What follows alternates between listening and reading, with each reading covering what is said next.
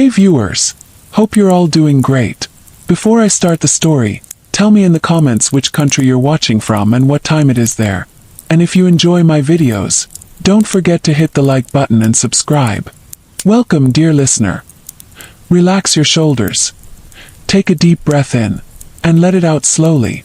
You are safe, you are calm, you are here in this gentle space. Tonight's story will soothe your mind and polish your thoughts, like soft rain falling on an ancient stone.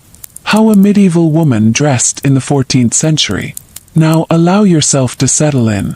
Close your eyes if you wish, or simply soften your gaze. Feel the stillness around you, and let your imagination begin to drift far, far back in time. To the 14th century, when the world moved slower and every thread of fabric held meaning. In that medieval world, life was simple and yet full of rituals. Clothing was not only a covering, but a language, a sign of one's place, one's family, and one's quiet dignity. To understand how a woman dressed in that century is to walk into her chamber at dawn, and watch as the garments are layered, one upon another, each with its own story. Imagine the faint gray light of morning seeping through a narrow window of stone. The chill of the air makes you shiver, and the sound of distant church bells carries softly across the village. Inside, a young woman stirs from her straw mattress. Her hands are pale, her hair long and braided loosely, and beside her rests a small wooden chest where her clothing is carefully folded. The first thing she would reach for, as the rushes crackle gently under her bare feet, is her linen shift. This simple garment is the foundation of medieval dress, soft against the skin, absorbing the body's warmth. Picture the fabric. Woven by hand, uneven in places, but strong, smelling faintly of the herbs it was stored with. She pulls it over her head slowly, the linen whispering as it falls around her body. It is plain but comforting, and it feels like home. Over the shift comes another layer, depending on her station. If she is of modest means, she might wear only a kirtle, a fitted gown of wool, laced at the sides or the front. If she is of noble birth, her clothing will grow more elaborate, for each garment tells the world who she is. But the process remains the same, layer upon layer, warmth upon warmth, protection upon protection. The kirtle, when she slips into it, is heavy and reassuring. Wool dyed with colors gathered from roots and berries, might be earthy brown, muted green, or for the wealthy, deep scarlet or blue. The laces pull the garment close, shaping the figure not tightly, but gently, accentuating the natural lines of the body. Imagine the sound of the ties threading through the holes, the soft tug, the pause as she adjusts her sleeves. And then, for those of higher station, an overgown, sometimes called a surcoat. Ah, the surcoat, flowing, graceful, often trimmed with fur at the edges. You can almost hear it brushing against the rushes on the floor as she moves. The wide openings at the arms, the long draping fabric, were not just for beauty. They marked her wealth, her ability to afford such cloth, to show fabric in abundance. In the quiet candlelight, this overgown catches every flicker, every breath of air, moving like a soft tide of wool and fur. Do you feel the warmth of the fire now? Faint but steady, as she moves closer to dress herself fully. Her head, too, must be covered. Modesty and custom demand it. She reaches for her veil, or her wimple perhaps, depending on her age and role. Linen again, white and pure, wrapped carefully around the hair. Married women often concealed their hair entirely, while young maidens sometimes allowed braids or locks to show. Imagine her hands, steady and practiced, folding and pinning, smoothing the cloth around her temples. This act of dressing is not rushed. It is slow, deliberate, mindful. Each piece of clothing is like a prayer, a way of stepping into the world prepared and composed. Outside, the air may be cold, the streets muddy, the tasks ahead demanding, but within her garments, she carries both comfort and quiet pride. Accessories come next. Perhaps a girdle belt at her waist, from which might hang a small pouch, or a set of keys, or a rosary bead. These small items jingle softly as she moves, reminders of duty and devotion. On her feet, leather shoes, simple for the common woman, embroidered for the wealthy. They creak faintly against the wooden boards, the sound of steps beginning the day. As she prepares, she does not think of fashion as we do. She thinks of warmth, of duty, of honor. Her clothing is her armor against cold and time, but also her identity. To dress is to remember who she is. Daughter, wife, mother, servant, noblewoman. It is written in fabric, in color, in texture. And now the image of her is complete. You can see her clearly, standing tall in the chamber, her garments layered in quiet dignity, her veil resting softly around her face, her gown falling to the floor. She is ready to step into the day, carrying the weight of her world upon her shoulders, wrapped in cloth that has been spun, dyed, and sewn by many hands. This is only the beginning of our journey into the 14th century. With every layer, every detail, we will drift deeper into her world. And as you listen, you may feel your own mind growing quieter, your own body lighter, as though you too are clothed in calm, in softness, in rest. Now, as you remain relaxed and calm, we continue to wander deeper into the chamber of the 14th century. Deeper into the quiet world where a woman's clothing was more than just fabric. It was the language of her life, woven into every seam. The year is somewhere in the middle of the 1300s. Imagine, if you will, the village outside her window. Narrow streets lined with timber-framed houses, roofs of thatch, smoke rising slowly into the pale dawn sky. A market square waits at the heart of it, though it will not stir to life until the sun is higher. For now all is still. And in this stillness, the woman prepares herself with care. The air is cool, and her breath is visible in the light. She pulls her kirtle tighter, adjusting the lacing so that the wool hugs her frame, warming her from shoulders to ankles. The wool is not soft as we think of it today. It is scratchier, denser, sometimes rough, but it holds heat, and that is what matters most. Imagine her hands brushing over the cloth, smoothing it down, ensuring it falls correctly. She knows that every wrinkle speaks of haste, and haste is not fitting for one who holds her place with dignity. For noblewomen, the ritual of dressing could involve attendants, maids or handmaidens to assist with lacing, pinning, and arranging. But for many women, the process was solitary, a private act repeated day after day, in rhythm with the rising of the sun. Dressing was not just necessity. It was order, structure, the shaping of the day itself. The fabrics of this age carried meaning. Linen, the base, was often undyed, a pale creamy white. Wool, dyed with natural sources, held hues that reflected status and wealth. To wear scarlet or deep indigo was to declare prosperity, for such colors demanded expensive dye stuffs. Madder roots for the red, woad, and imported indigo for the blue. A peasant woman might wear browns and grays, the tones of the earth, practical, unassuming. A lady of the manor, however, could be robed in brilliance, each color a whisper of her family's wealth and power. Now imagine the textures. The shift of linen against the skin, smooth, cooling. The wool of the kirtle, heavier, enclosing. The fur of a surcoat's trim, warm against the edges of the wrists, soft against the throat. Fabrics were alive in a sense, carrying with them the labor of spinners, dyers, weavers, and tailors. Every thread was touched by many hands before it came to rest on her body. As she moves about the chamber, her sleeves brush the wooden chest, the stone wall, the edge of the bed. Sleeves were important, for in the 14th century, they grew long, draping, sometimes trailing to the ground. They framed the hands, which themselves were symbols of grace and labor. Think of the quiet motion. A hand gathering fabric to lift it slightly from the rushes, a hand adjusting the veil upon the brow, a hand smoothing the folds at the waist. And as she dresses, she listens to the world beyond her door. Perhaps the faint sound of animals stirring in the yard, hens clucking softly, a cow shifting in its stall.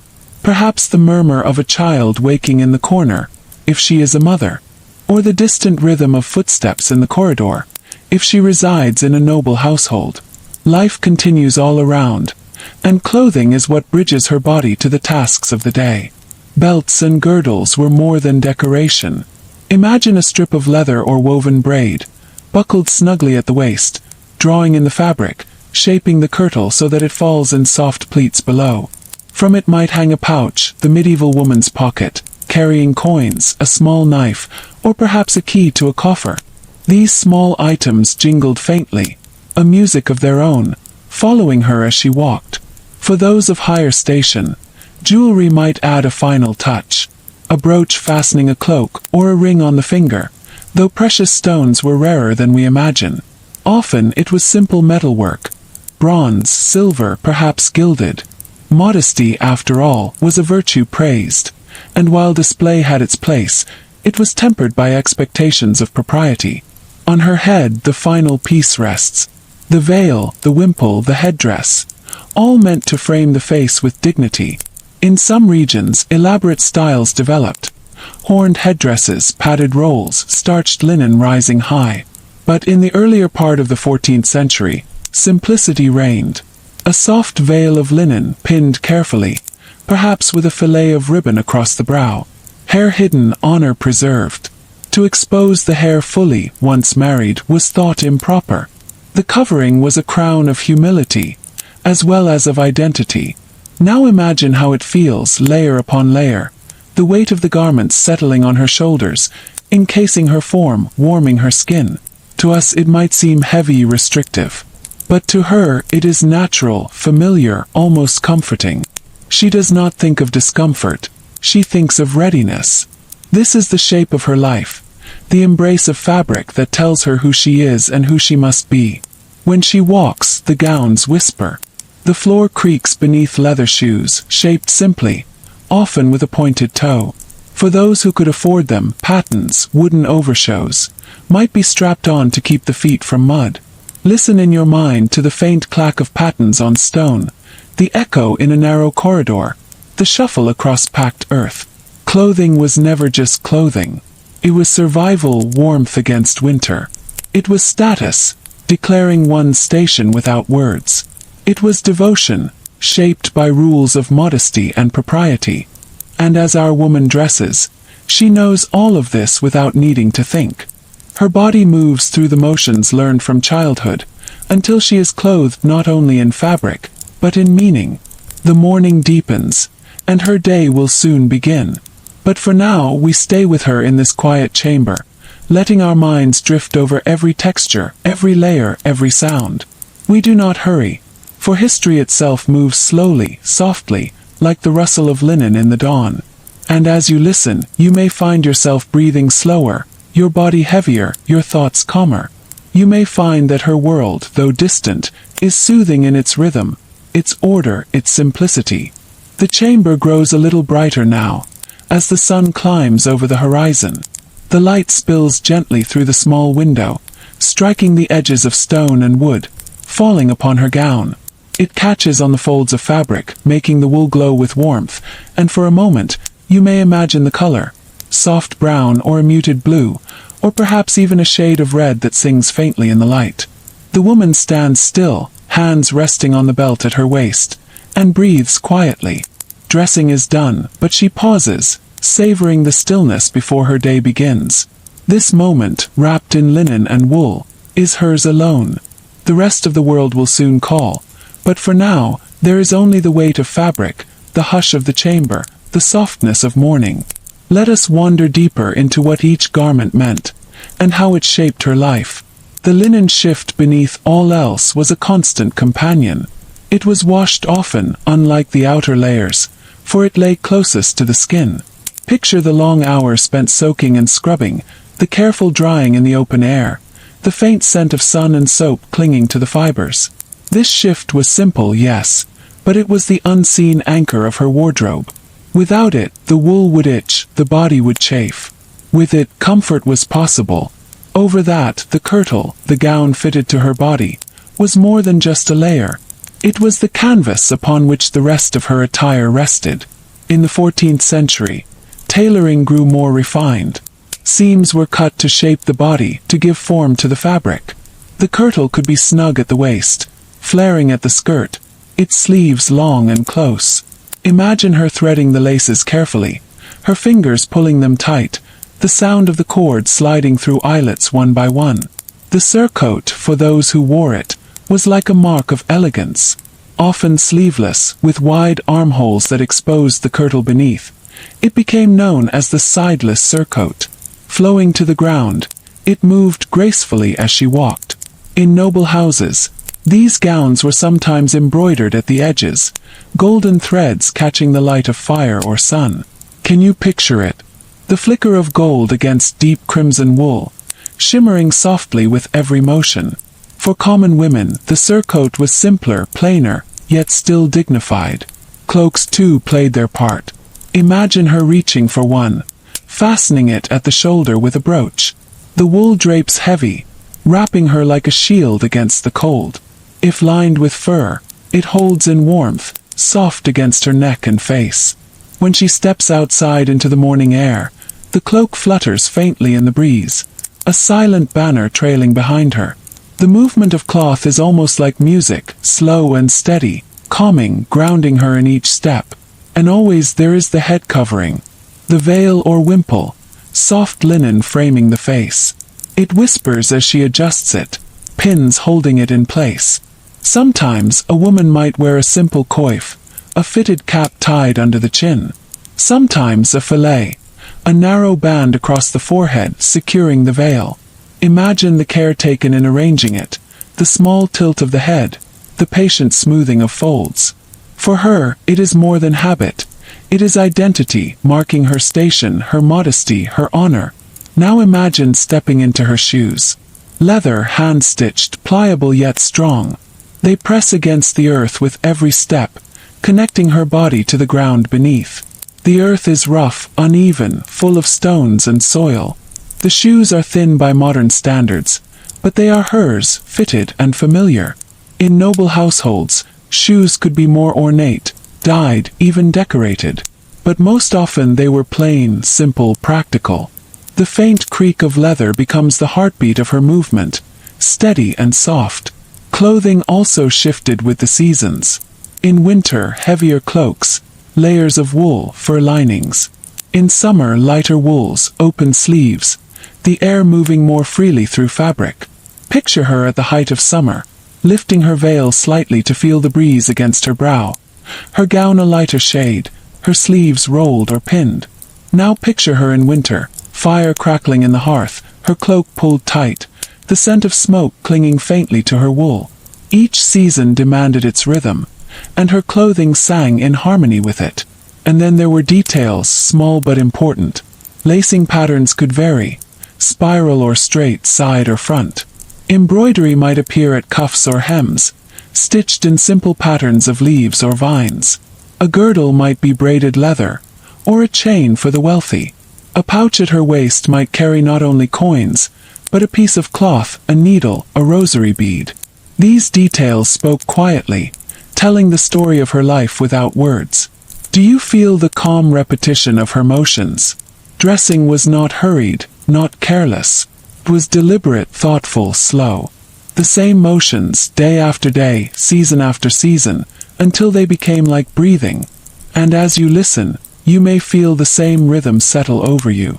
A steady pulse, like the lacing of a kirtle, like the folding of linen, like the brush of wool across the floor. Outside, the world waits. The church bells toll the hour. The marketplace stirs. Yet here, in this quiet space, we linger with her a little longer, savoring the textures, the colors, the soft weight of fabric.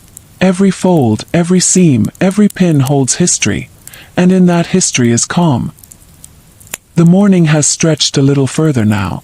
The faint beams of sun angle into the room, glimmering across the folds of her gown. The dust in the air dances lightly, as though time itself moves slowly in this chamber. You are here with her, watching, sensing, breathing with her rhythm. A medieval woman's clothing was not just worn, it was lived in. Every stitch carried purpose. Every layer was both protection and expression. To dress in the 14th century was to step into a ritual as steady as the rising sun. Let us wander deeper into these layers, and into the world they inhabited. Her linen shift, soft yet coarse in its weave, lies against the skin. It is humble, unassuming, but it is the quiet heart of her attire. Without it, her world would be harsh. The wool would scratch, the cold would bite more sharply. Linen was not merely fabric. It was comfort, it was modesty, it was care. Imagine its weight, light yet grounding, moving gently with her body as she breathes. Over that, the kirtle hugs close, defining her figure, shaping her silhouette. The laces bind it snugly, pulling fabric against skin, steady and secure. Some were tied at the sides, some at the front, and each knot was a small decision, a moment of patience. Can you hear it? The whisper of cord sliding through holes, the faint tug as she tightens the fit, the pause as her breath deepens before pulling the next lace. It is not hurried. It is deliberate, mindful, steady. For noble women, the kirtle might be richly dyed, the wool carded smoother, the seams trimmed with careful stitches. For peasants it was plainer, coarser, but no less essential. In both lives, it was the garment that made the woman ready for the world. To see her in it was to know she belonged to her time, to her station, to her family's place in society. Then comes the surcoat, draped over shoulders, opening at the sides, revealing glimpses of the kirtle beneath. Long, flowing, sometimes sleeveless, sometimes fur-lined, it was both graceful and practical. The wide armholes allowed for freedom of movement, yet they framed the figure in a way that spoke softly of elegance. Imagine the fabric swaying as she steps forward, brushing against the rushes on the floor, moving like water flowing downstream. The sound is faint, but steady, soothing in its rhythm. The cloak follows, a heavier layer for journeys beyond the chamber. It is fastened with a brooch, sometimes simple, sometimes ornate. The weight rests on her shoulders like a protective hand. When she moves outdoors, the breeze stirs the hem, and the cloak becomes a living thing, rising, falling, fluttering, then settling once more. With it she carries warmth, safety, dignity. And always the head is veiled. Imagine the veil, linen thin as breath, settling over her hair. She smooths it gently, pinning it at the sides, adjusting it so that it frames her face evenly. The linen softens the outlines of her features, drawing attention to her eyes, her lips, the calmness of her expression. If she is married, the veil is modest, concealing. If she is unmarried, perhaps the hair is braided and glimpses show beneath. Each choice is a signal, a whisper to the world about who she is. At her waist, a belt or girdle encircles the gown. For some it is leather, plain and sturdy. For others it is a chain, a woven cord, or a decorated strap. From it hangs a pouch, her portable storage, holding coins or a small knife or a rosary bead. Sometimes a key, clinking softly, reminding her of her duties and responsibilities. The belt is not just functional. It is symbolic, cinching the layers close, shaping her outline, giving balance to the flowing garments around her. Her shoes, too, speak softly of her life. Leather, hand-stitched, shaped to her foot, they carry her across the uneven earth. Perhaps she straps on pattens, wooden overshows, to protect against mud. The sound of them striking stone, clack, clack, echoes faintly through narrow streets. Indoors it is softer, the creak of leather, the shuffle on rushes. Her steps are small, measured, as the weight of fabric guides her movement. And yet, within all of this, clothing was not simply an individual choice. It was regulated, marked, shaped by the society around her. In some places, laws dictated what could be worn by which station. Bright scarlet, for example, might be forbidden to those of lower rank. Sumptuary laws whispered rules into every wardrobe, reminding each person of their place. And so, when she dresses not only for herself, but for her family, her village, her class. Every thread is a thread of belonging. Now imagine her in different moments of the year. In spring, when flowers bloom and rain soften the fields, her gowns are lighter, sleeves looser, colors fresher. In winter, when frost clings to windows and the hearth burns bright, she wraps herself in heavier wools, fur-lined hoods, layers thick enough to block the chill. Her cloak, drawn tight, carries the scent of wood smoke, the echo of warmth. Each season weaves itself into her clothing, and each garment holds the memory of weather endured. Think, too, of how clothing tied her to the cycle of labor. Women spun wool, wove cloth, dyed fabric. Even noble women oversaw these tasks. To dress was to wear the work of many hands, sometimes her own, sometimes those of others. Every stitch carried hours of care. Every seam held stories of labor. And as she smoothed her gown, she touched not only fabric, but effort, time, community. The chamber is quiet still, but through imagination, you hear these layers settle. The rustle of linen, the weight of wool, the swish of the surcoat, the creak of leather. These sounds are not noise. They are music, a lullaby of medieval life. They repeat softly, gently, like a mantra. Linen, wool, cloak, veil, belt, shoes. Each part connected, each part essential. As you picture her standing there, fully dressed, perhaps you notice how calm it feels. There is order, there is purpose, there is no rush. She does not hurry. She allows time to fold around her. In the act of dressing, she has prepared herself for the day. In watching her, you prepare yourself for rest. The chamber holds a stillness, and as you watch, the medieval woman seems to embody the quiet of her world. The garments rest upon her, each one carrying its own weight, its own meaning. She is wrapped not only in cloth, but in centuries of tradition, in patterns of living that stretch far beyond her own life. To understand how she dressed in the 14th century, we must see her not only as a single figure in her chamber, but as part of the broader tapestry of medieval society. Clothing was never created in isolation. It was the result of fields, flocks, hands, and hearts. And so, when she pulls the woolen kirtle close, she is touching the work of shepherds who tended sheep, of spinners who twisted wool into yarn, of weavers who stretched it on the loom, of dyers who stirred it in vats of color, of tailors who cut and stitched it into shape. Imagine the wool itself. Coarse at first, washed and combed, carded into soft fibers. A woman, perhaps not unlike the one now dressing, would have sat at a spinning wheel or spindle, twisting the wool into thread. That thread would be passed to a loom, where hands moved rhythmically, back and forth, shuttles sliding, heddles rising and falling. The sound of weaving is steady, calming, like the heartbeat of a household. From that loom came the fabric, now brushing against her skin. Linen too had its journey.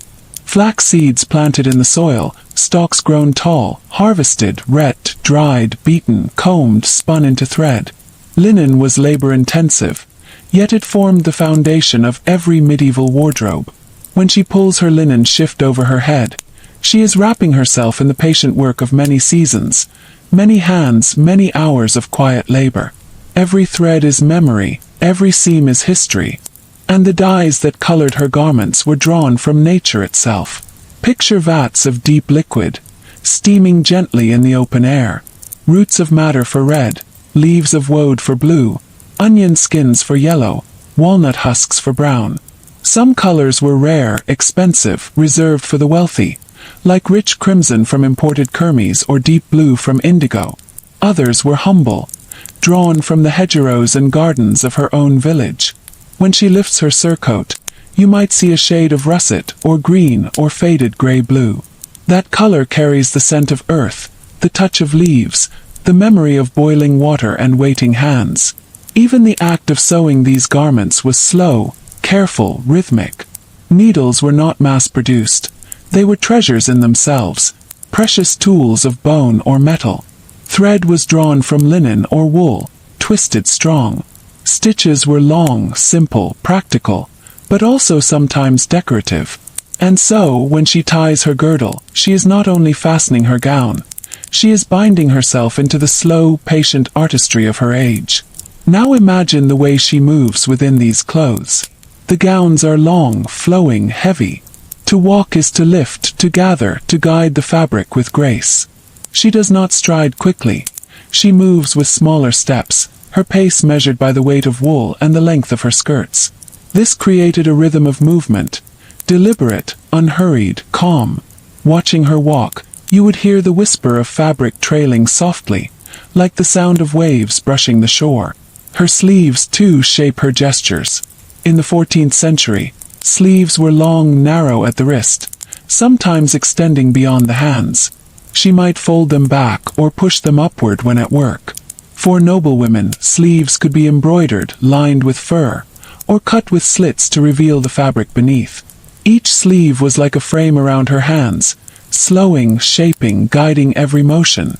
When she pours water, when she lifts bread, when she smooths her child's hair, her sleeves move with her, softening every act. And always, the head covering completes her attire. To modern eyes it may seem restrictive, but to her it is natural, expected. The veil or wimple is part of her identity, part of her honor. Without it she would feel unfinished, incomplete. When she pins it into place, smoothing the cloth at her chin, she is not only preparing her appearance, she is stepping into her role as woman, wife, daughter, mother. The linen folds hold her life within them, as surely as the walls of the chamber hold her body. Consider the way society saw her through these garments. Her clothing told others who she was, before she even spoke. The plain browns of a peasant woman whispered of work, humility, earth. The bright blues of a noble lady sang of wealth, status, privilege. To be dressed was to be recognized, placed, understood. In every gathering, every market, every church, clothing was a language, and everyone could read it. Now picture her at the church on a holy day. The bells ring, the villagers gather. She steps forward, gown sweeping across stone, veil framing her face. Around her, others are dressed too, each according to their means. Some gowns patched, faded, worn thin by years. Others fresh, richly dyed, trimmed with fur.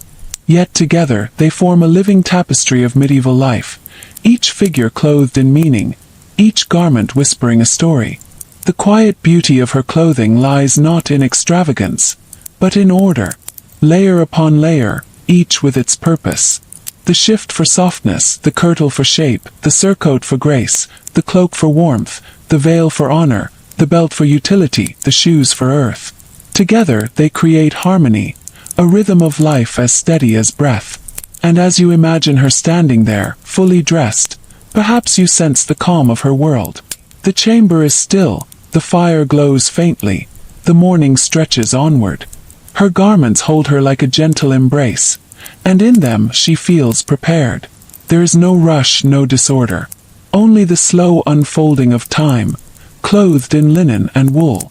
You may feel yourself slipping into that same rhythm. Slower breath, heavier limbs, softer thoughts. Just as her garments surround her with warmth, so too do these words surround you with calm. The story continues, and you drift gently within it, carried by the folds of fabric, the whisper of cloth, the stillness of a medieval morning. As she moves about her chamber, the layers of her garments shift and breathe with her, creating an almost living presence around her body. The sound is faint, a brushing of wool against wool, a whisper of linen against skin. Each motion is deliberate, as if the clothing itself asks her to live at a pace both careful and calm. The 14th century knew no zippers, no quick fastenings, no machine stitches. Every tie, every pin, every buckle demanded a pause, a moment of attention. To dress was not simply to cover the body, but to bind oneself gently into the rhythms of the day. When she laces her kirtle, her fingers move slowly, pulling the cords with quiet persistence. When she fastens the girdle, she adjusts its length and weight, feeling it settle against her waist, reminding her of balance and steadiness. The girdle is more than a belt. It may hold a pouch for coins, a small knife, or the keys to a chest. It may be decorated with metal fittings, or kept plain and sturdy. For a noblewoman, the girdle might gleam with silver, while for a village wife it is simple leather, softened by years of wear. Yet in both cases it is the same. It is what holds her garments close, what reminds her of her role and duties. The gentle weight of the girdle becomes part of her body, part of her movement, part of her identity. Now imagine her cloak. Heavy wool, clasped at the shoulder or under the chin. The cloak is her shield against wind, against cold, against rain. Its folds are wide, enveloping, almost like the arms of another being. When she steps outside, the cloak swings about her, following her stride, catching the air. It creates a sound like the rustle of leaves in autumn, soft and steady, comforting. Beneath that cloak she is protected, hidden, embraced. And the shoes upon her feet, they are simple, often made of leather, sometimes tied with laces, sometimes slipped on. For the wealthy, they might be decorated, pointed, fashionable. For the poor, they are sturdy, practical, little more than shaped hide. Yet every pair carries her across stone, across soil, across wooden floors. The sound of footsteps echoes her station. The hollow strike of leather on tile in a manor. The soft thud of worn soles on earth in a village. Each step is measured by what she wears. Now let us look closer at the colors that clothe her world. Imagine a noble lady standing in her chamber. Her gown dyed a deep blue from woad, lined with fur at the edges. Against her veil of soft white linen, the blue seems to glow. On her girdle, small fittings of silver catch the light. The gown is not simply fabric. It is wealth transformed into form, a signal to all who see her. Contrast her with a peasant woman. Her kirtle is plain brown, perhaps patched, perhaps faded. The dye may have been onion skins, leaving it a soft golden tan that has dulled with years of washing. Her surcoat might be a different shade, pieced together from cloth she could afford or inherit. Yet even in simplicity there is beauty. The folds fall with natural grace. The cloth warmed by her body, softened by work, filled with the scent of earth and fire. This distinction between noble and common was visible everywhere in medieval society. Laws even tried to regulate clothing, dictating who could wear what. These were called sumptuary laws. They attempted to draw lines between classes, ensuring that clothing remained a visible marker of one's place. A merchant's wife could not dress as richly as a lady of noble birth. A servant could not wear certain fabrics or colors. These rules spoke to the deep belief that clothing was identity, and identity was fixed. Yet within these boundaries, women found ways to express themselves. A small stitch of embroidery on a sleeve, a pattern woven into a belt, a bead sewn onto a veil. Each touch made the garment her own. These details whispered of care, of skill, of pride in presentation. When she dressed not only to fulfill expectation, but to show her own quiet artistry. The medieval woman's hair was also hidden beneath her coverings, yet how she arranged it mattered. Braids coiled, buns twisted, plaits tucked beneath linen. For a young maiden, hair was often long, a symbol of youth and freedom. Once married, it was bound, covered, controlled. The act of veiling was as significant as the garments themselves. It spoke of modesty, of piety, of her station in life. And so, when she lifts her veil and fastens it, the motion is gentle, careful, like closing the final page of a book. She is complete, ready for the world. Now let us follow her beyond her chamber. She steps into the hall, where others are gathering. The light filters through narrow windows, casting long beams across the floor. Men in tunics and hose, women in gowns and veils, children in smaller versions of their parents' clothes. Altogether, a scene of medieval life. Each garment speaks quietly, together creating a harmony of fabric and form. The fire crackles in the hearth. The sound of wood popping is soft, soothing, a counterpoint to the whisper of fabric. She moves closer to the warmth, her cloak drawn about her, and you can almost feel the heat on your own skin, the glow on your own face. The smell of smoke mingles with wool, with leather, with faint herbs. This is the atmosphere of her clothing, every sense engaged, every moment textured. As she sits, the folds of her gown settle around her, heavy, grounding. Her hands rest in her lap, fingers touching the cloth. The calm of the moment is deep. She is not hurried, not rushed. Her clothing allows her to be still, to embody the quiet strength of her age. And as you picture her, perhaps you too feel that stillness settling into your own body. Your breath slows, your limbs feel heavier, your mind quiets. The steady layers of her garments echo the steady rhythm of your own calm. The story continues, like a cloak wrapping around you, soft and protective, carrying you deeper into rest. The chamber holds its breath as the woman moves. Her garments are not merely coverings but companions, each layer resting against the other like old friends, whispering in folds and seams. When she bends, the kirtle shifts softly. The linen shift beneath rustles faintly. When she stands tall again, the girdle falls straight, its weight pulling the cloth into order. Every motion is echoed by fabric, as though she never moves alone. In the 14th century, garments shaped posture and presence. A tightly laced kirtle drew the body upright, shoulders pulled gently back, waist defined. This was not only about beauty, it was about bearing, about showing discipline and self-possession. When she walked into a hall, her clothing already spoke for her. The length of her gown suggested patience, the weight of her cloak suggested strength, the cleanliness of her linen suggested honor. The act of dressing was almost ritual. She began with the simplest layer, the shift, soft against her skin, cooling in summer, warming in winter. Over it, the kirtle embraced her, fitted with cords or laces, shaping her form. Then came the surcoat, loose and flowing, a balance of modesty and grace. The girdle bound it close, practical yet symbolic, a line of order across her middle. Above all rested the veil, completing the image, making her appearance whole. And if the day called for it, a cloak crowned the attire, vast and enveloping. Each piece built upon the other, like notes in a melody, until the song was complete. To remove one would be to disturb the harmony, to unstring the music. That is why, when she stands before the hearth, all layers in place, she is not simply dressed. She is composed, arranged, made into something greater than herself. Clothing also carried the mark of seasons. In summer, lighter linens, paler shades, thin wool woven loosely. The gowns breathed with the heat, their folds catching breezes through open windows, their linen veils fluttering like banners.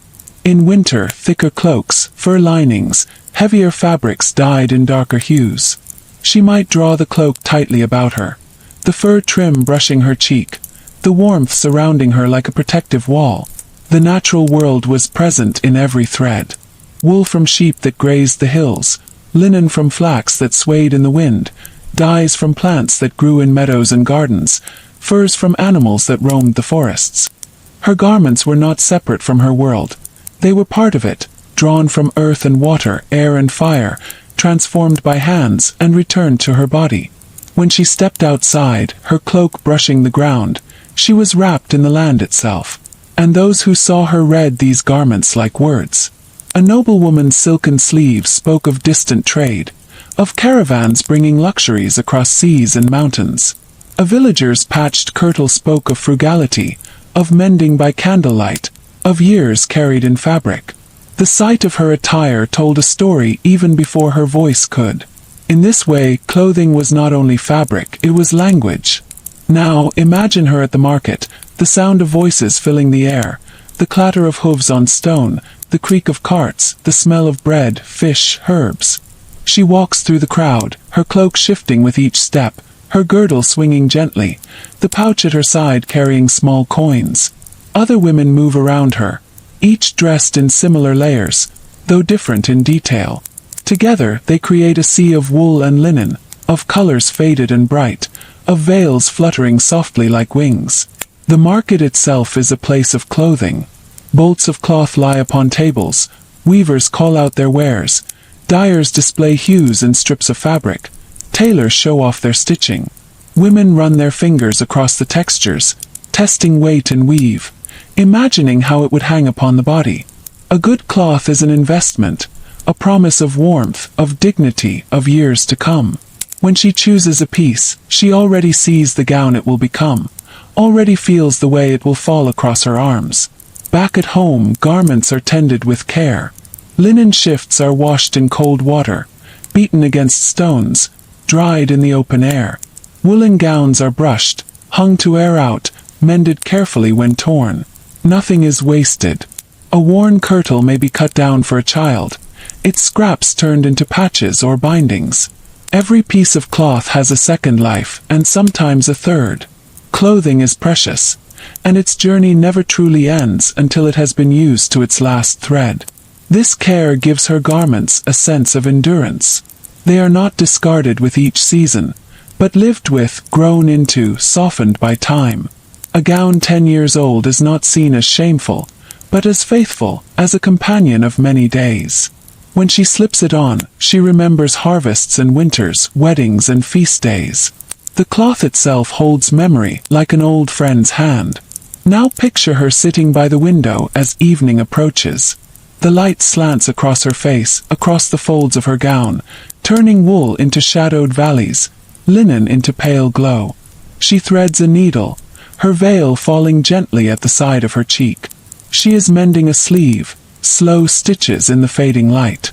The sound of thread pulling through fabric is faint, soothing, steady. Each stitch is care, each stitch is patience, each stitch is time itself stretched and bound. Around her, the household moves quietly. Children play on the floor, men speak in low voices, the fire hisses softly. Her clothing, though plain to the eye, is rich with presence. It gathers her body in stillness, grounds her in the moment. Every fold settles into calm, every seam speaks of order. And as you imagine her in that twilight hour, you too may feel the calmness settle deeper into your own being. The steady pace of her sewing mirrors the rhythm of your breath. The long folds of her gown mirror the heaviness of your limbs. The glow of the fire mirrors the warmth within you. Everything is slow, everything is calm, everything is quiet. The medieval woman in her 14th century dress continues to live within your thoughts, guiding you through her world. And as the story flows on, you remain wrapped in the same fabric of peace, soft and steady, like wool warmed by fire, like linen cooled by breeze. The evening deepens, and the medieval woman remains within her garments, every fold resting in harmony with her movements. Her clothing does not fight her, it does not hurry her, it simply accompanies her, patient as the rhythm of her life. The wool kirtle holds its shape, the linen shift breathes beneath, the girdle rests like a line of quiet strength around her waist. When she rises from her stool, the surcoat sways with her, its long sides opening slightly as she steps, revealing the gown beneath. The air flows through it, the cloth shifting like water. Medieval women lived in garments that were generous, that did not cling in haste, that allowed time itself to breathe. In those folds was both dignity and freedom, a slow reminder that life was not rushed, that patience was woven into the very fabric she wore. The surcoat itself was a piece of beauty. Sometimes sleeveless, sometimes wide at the sides, it revealed the gown beneath, turning clothing into layers of color and texture. On a noblewoman, the surcoat might be edged in fur, its hem sweeping richly across the floor. On a village wife, it might be plainer, cut from sturdy cloth, but even then it brought grace.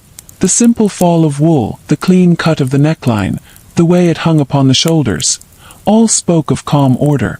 And the neckline of her garments, how carefully it was shaped.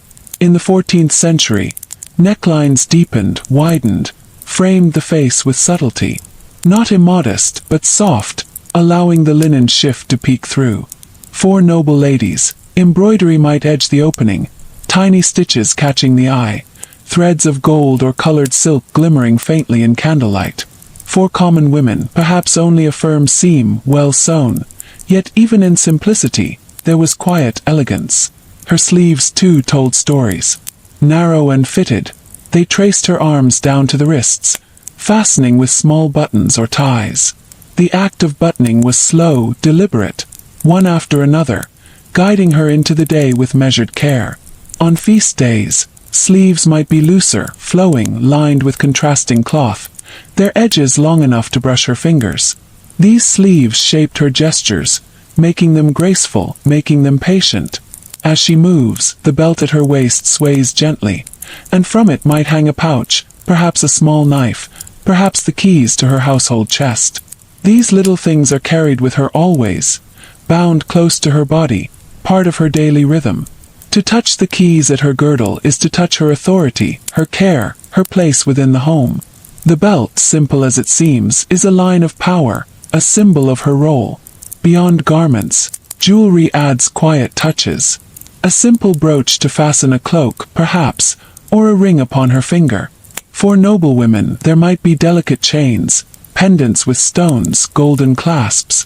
For village women, perhaps nothing more than a small token, handed down, cherished, simple yet dear.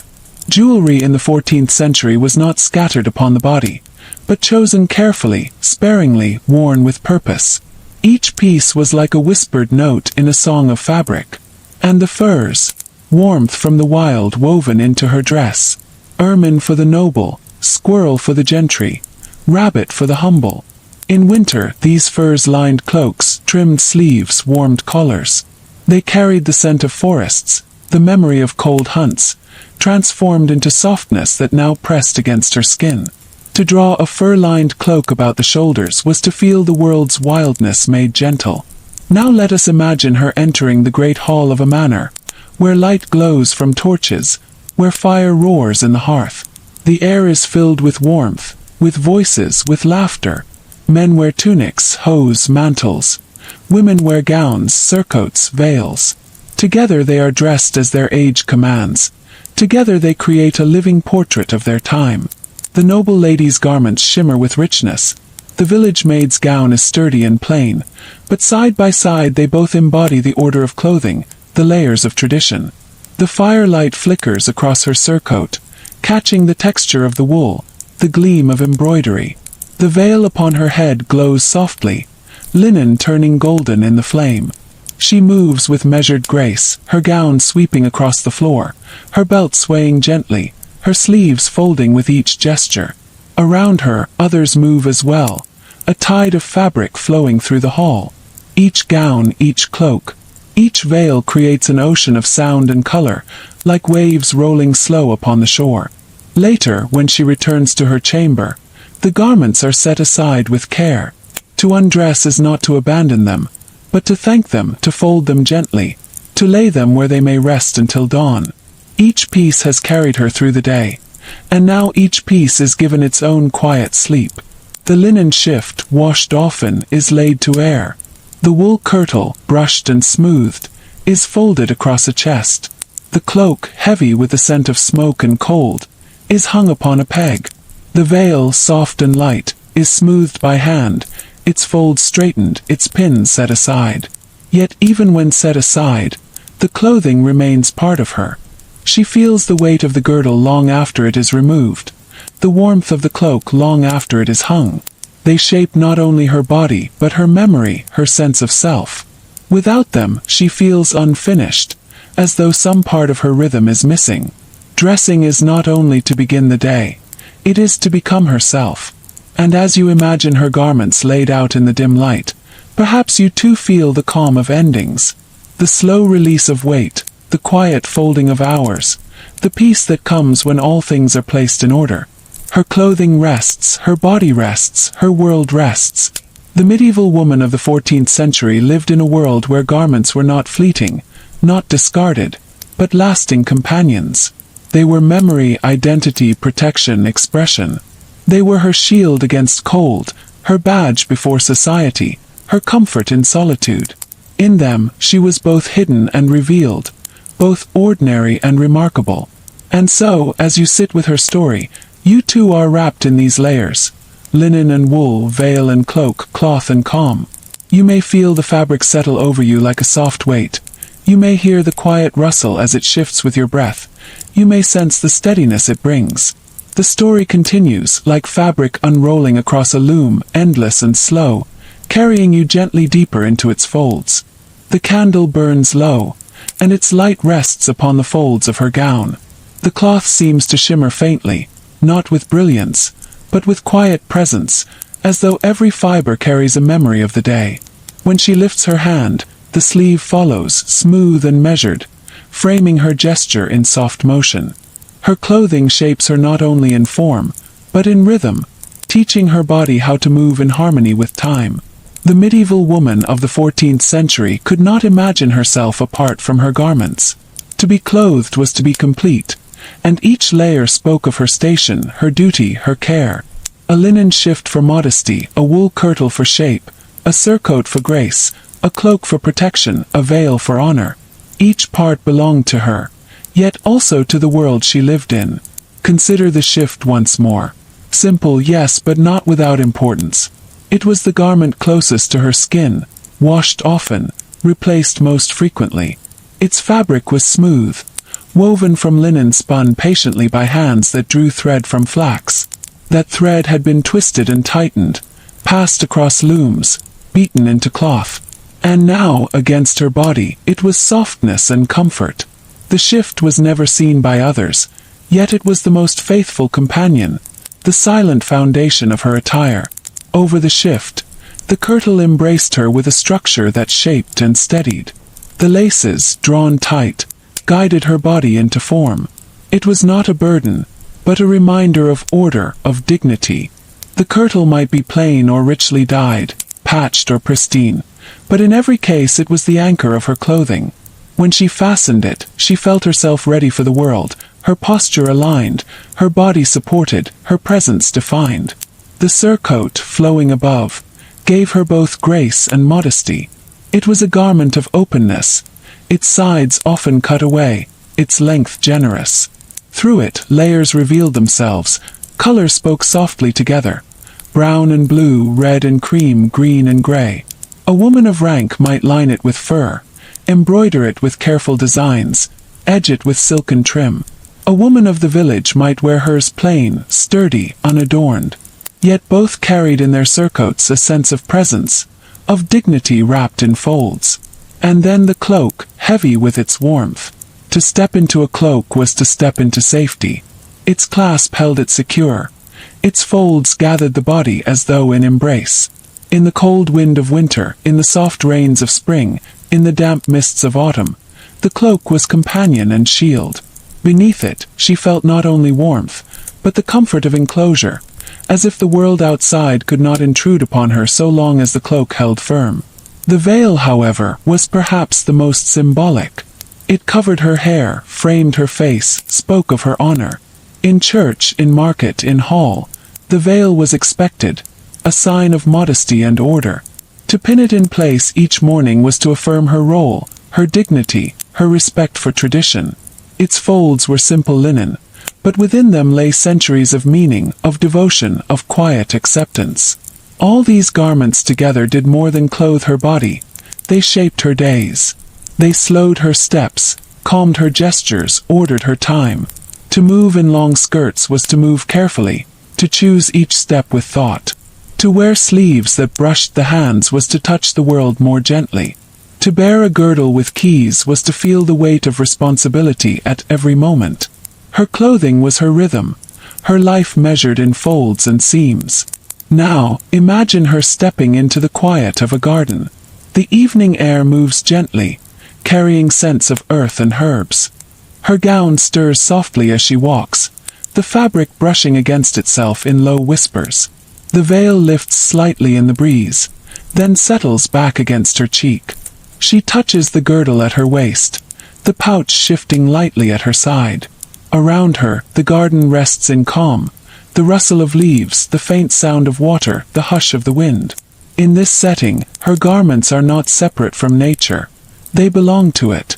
Wool, linen, leather, fur, all drawn from the earth, now returned to the air, the soil, the night.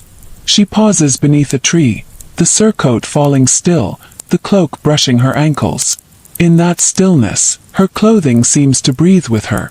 The folds rise and fall as she inhales and exhales, the fabric moving like waves on a quiet sea. She is wrapped not only in cloth, but in the steady silence of her world. Back within her home, the garments once again shape the evening. By the fire, the cloak is set aside, but the gown remains long and heavy. The glow of flames flickers across its folds, making shadows deep, making textures vivid. The children curl upon benches, their small tunics simple, patched. Her husband wears a long tunic, hose stretched upon his legs. Together they form a family clothed in the same tradition, the same layers, the same rhythm. Each garment speaks of their place, their work, their care. In the hush of the night, when the fire burns low and voices quiet, she prepares to rest. Slowly, carefully, she unties her girdle. The belt slips free, the weight lifts, the sound of leather leaving wool is soft, almost secret. She loosens the kirtle's laces, one by one, her breath steady, her movements calm.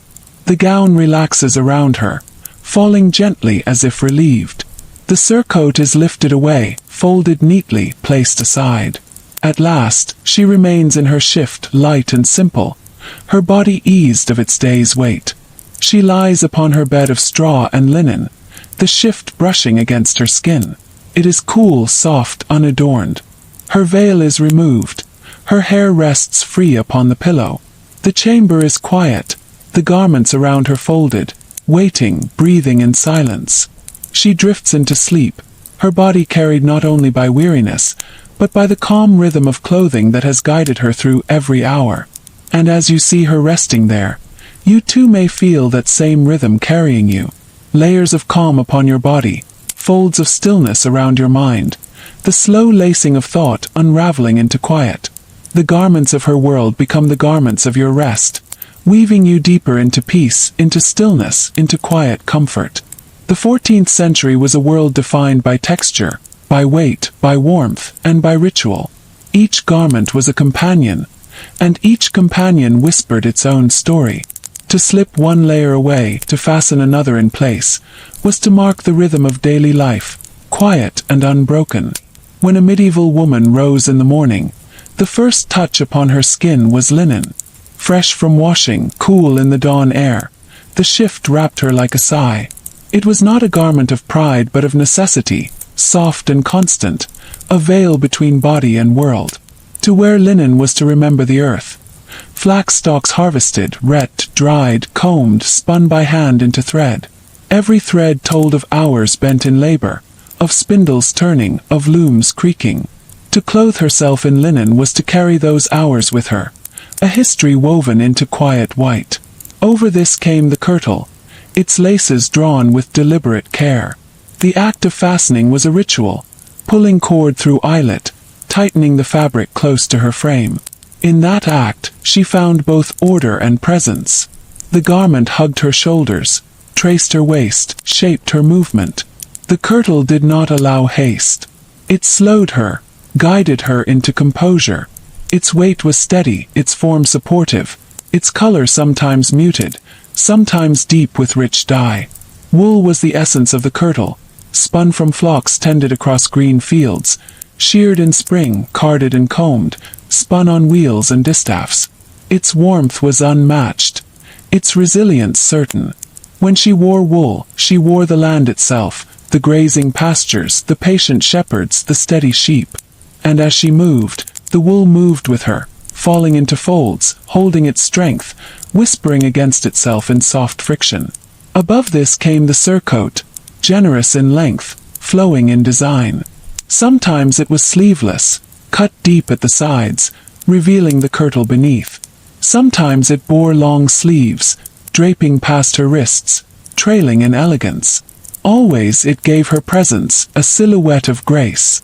In hall, in market, in chapel, the surcoat marked her as a woman of dignity. Plain or lined with fur, simple or edged with embroidery, it carried her across the threshold of duty and respect. And when she stepped beyond her home, the cloak wrapped her in its embrace. Its folds were heavy, its clasp strong. To walk through wind and rain beneath a cloak was to feel sheltered, enclosed, safe. The cloak caught the air, swayed with her steps, and rustled against the earth. At night, it might serve as blanket, drawn tight against her body, the wool holding warmth close. In cloak, she felt the world less sharp, less biting, softened by the barrier of cloth. The veil completed her attire. Linen, sometimes silk, pinned with care at her temples, flowing down her shoulders. It framed her face, tempered her beauty, reminded her of her place. In church it was devotion. In hall it was propriety. In village it was expectation. Yet within those folds, there was also comfort. The veil was light against her hair, cool against her cheek, a quiet presence that calmed and enclosed. Every layer had a meaning, every fold a purpose. The medieval woman did not dress for display alone, though beauty was never forgotten. She dressed for rhythm, for duty, for the unbroken line between herself and the centuries that came before. Her garments held her, just as time held her, gently, firmly, steadily. Now imagine her at market.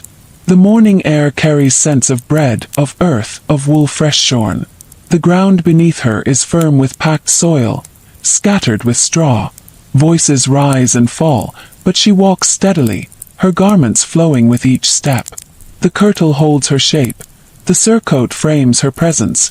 The cloak shields her from the chill. Around her waist, a girdle sways lightly, keys clinking against a pouch of leather. Her veil stirs as she turns her head, her eyes steady beneath its frame. She pauses at a stall, her sleeves falling softly as she lifts a piece of cloth for inspection. The weave is tight, the dye a deep green. She runs her fingers across it, the texture rough, sturdy, dependable. She speaks gently, her words quiet but assured, her tone respectful. The cloth is set aside, coins exchanged, and once again she moves on. Each motion is guided by her attire, each pause framed by the layers she wears. By midday, the sun warms the air, and she adjusts her cloak, folding it across her arm. Its weight lessens, yet she keeps it near. Her surcoat breathes with her steps, her kirtle holds steady, her shift remains unseen but constant. The garments endure, each one steady, each one faithful. Back at home, she lays aside her cloak, drapes her surcoat across a wooden chest, loosens the laces of her kirtle. The garments sigh as they are released, the folds softening, the fabric settling into rest. She smooths them with her hands, folds them with care, for clothing was not disposable. It was precious, guarded, mended, treasured. To tear a seam was not tragedy, but a call for needle and thread, for patient repair. Every garment bore the marks of such care, stitches visible, patches discreet, fabric renewed by devotion. In the quiet of evening, she sits by the hearth, the fire low, the wool of her gown warmed by flame. The veil rests still upon her head, the girdle loose at her waist. Around her, the sounds of the house are hushed, children breathing, husband tending a tool, the soft crackle of embers. Her garments are part of that hush, their folds heavy with calm, their colors dim in the flickering glow. When the night deepens, she rises, slow and deliberate. Each garment is removed in sequence, each one folded and laid aside. The shift remains, cool and light, the veil set free, her hair falling across her shoulders. She draws a blanket close, the wool soft and thick, the air quiet. And once again, the rhythm of clothing has guided her from waking to resting, from dawn to dusk, from duty to sleep. And as she lies in stillness, you too may feel that rhythm surrounding you. Linen for calm, wool for warmth, folds for stillness, veils for quiet. The garments of her world become a lullaby for your own, each layer soothing, each fold softening, each thread guiding you gently into rest. The 14th century woman did not dress in haste. Her garments required patience, and patience shaped her spirit. From the moment she lifted her shift in the morning, to the hour she laid it aside at night, her day was guided by fabric and thread. To clothe herself was not simply to prepare for tasks, but to enter a rhythm of being, measured, quiet, deliberate. The shift, plain yet essential, touched her skin first. It was always there, like a second breath, absorbing warmth, easing contact between body and heavier layers. To wear linen close to the body was to know a comfort that outlasted seasons. Even when wool pressed heavily, or fur weighed across her shoulders, the linen guarded her, light and smooth, the breath of fields woven into its fibers. Above it, the kirtle embraced her. It shaped her posture, guided her stance. Its laces, tied with care, bound her not tightly but firmly, as though reminding her of the order she carried within. The kirtle might be rich with dye, deep crimson or soft blue, or it might be muted, browns and grays drawn from local earth. Whatever its hue, it gave her structure, the steady line of cloth falling from shoulder to floor. To see a woman in her kirtle was to see her readiness, her dignity wrapped in wool. The surcoat, flowing and generous, rested above. Sometimes its sides opened wide, the kirtle beneath revealed in bright contrast. Sometimes it bore sleeves long and trailing, lined with fur that shimmered in candlelight. In the home of a noble lady, the surcoat spoke of wealth, its trims delicate, its embroidery precise. In the village, it was plainer, more practical, but no less graceful. Always it was an emblem of presence. The surcoat marked her steps with softness, framed her body in layers that were at once protective and expressive. The cloak, wide and heavy, followed her into the world beyond. Its clasp, sometimes a brooch of bronze or silver, held fast at her chest. The folds fell long, brushing against the earth, gathering the scents of open air. Cloaks were not only garments, they were companions of travel, of weather, of road. A woman wrapped in her cloak could walk in wind, could stand in rain, could rest beneath it as though beneath a blanket. The cloak became an extension of her, a shield and a comfort, part of the very rhythm of her life. And above all, the veil framed her face. Pinned carefully, sometimes wrapped with a wimple beneath, it shaped her presence in the eyes of the world. To be veiled was to be respected, to be proper, to carry herself with the honor of her household. A veil was not extravagant, but it bore meaning. Its folds moved gently with her breath, lifted lightly when she walked in the breeze. In that small motion there was grace, there was stillness, there was quiet strength. These garments did not exist separately. They formed a harmony, each part balancing the others. The shift softened, the kirtle shaped, the surcoat displayed, the cloak protected, the veil honored. Together, they wrapped the medieval woman in an unbroken circle of fabric and meaning. Now picture her walking through the halls of her home. The stone walls are cool, the air faint with smoke from the hearth. The floor is covered with rushes, strewn with herbs that give off scents of lavender and mint. Her steps are slow, her skirts brushing across the rushes with a whisper. Her sleeves sway as she lifts a candle, its flame flickering against the folds of her surcoat. The cloak rests upon her shoulders, heavy and sure. The veil frames her face, the light tracing its edges.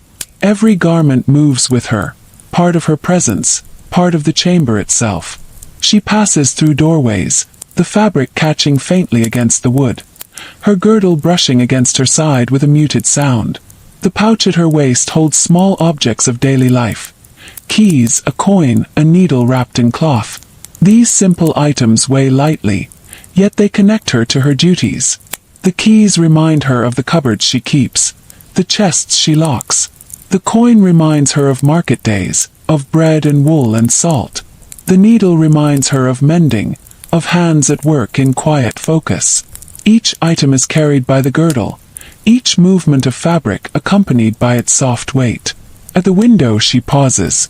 The air outside drifts in, cool and gentle. It stirs her veil, brushes across her cheek, sets the folds of her gown into the slightest motion. She closes her eyes for a moment, feeling the garments hold her as the breeze moves past. The weight of wool, the smoothness of linen, the calm presence of cloth all around. Together they form a cocoon, a soft shield against the vastness of the world. Even in moments of rest, clothing shaped her. When she sat at the hearth, sewing by firelight, the gown pooled around her. The surcoat lay heavy across her lap, the sleeves brushed against the fabric she mended. Her body and her work were joined by the very garments she wore. The act of sewing became not separate, but part of the same rhythm, the fabric in her hand speaking to the fabric on her body. Both carried threads of time, both bore the touch of countless hours, both whispered of patience. At night, when the chamber grew silent, the ritual of undressing began. The cloak was first, its clasp undone, its folds slipped free. The surcoat followed, lifted away with care, its weight eased from her shoulders. The kirtle loosened next, the laces undone one by one, until the wool no longer held her form. At last, only the shift remained, linen light and close, soft against her body. Her veil was removed, hair freed to fall across her shoulders. Each garment set aside, each fold smoothed, each piece given rest. In her bed, she lay beneath blankets of wool, her body wrapped in layers of warmth. The shift clung lightly, cool against the skin. Around her, the garments she had worn rested in silence, folded, waiting. The chamber was dark, the only sound the faint crackle of fading embers. Her body, relieved of weight, drifted into slumber, guided by the steady rhythm of cloth that had carried her through the day. And as she rested, the garments themselves seemed to breathe. Wool relaxed, linen softened, folds settled. The air held them in stillness, the room kept them in shadow. Time laid them into quiet. Their presence did not end when she closed her eyes. They continued like a lullaby, surrounding her with calm even in sleep. So too can you imagine these layers surrounding you now. Linen cool and soft against your thoughts. Wool warm and steady across your breath. Cloak wrapping you in safety. Veil resting lightly across your mind. Each garment guiding you into deeper calm. Each fold drawing you closer to rest. Each layer carrying you gently into stillness. In the stillness of the 14th century chamber, the act of dressing was not only necessity but ritual. It unfolded each day with patience, like the lighting of a candle or the whisper of a prayer. Every thread carried meaning.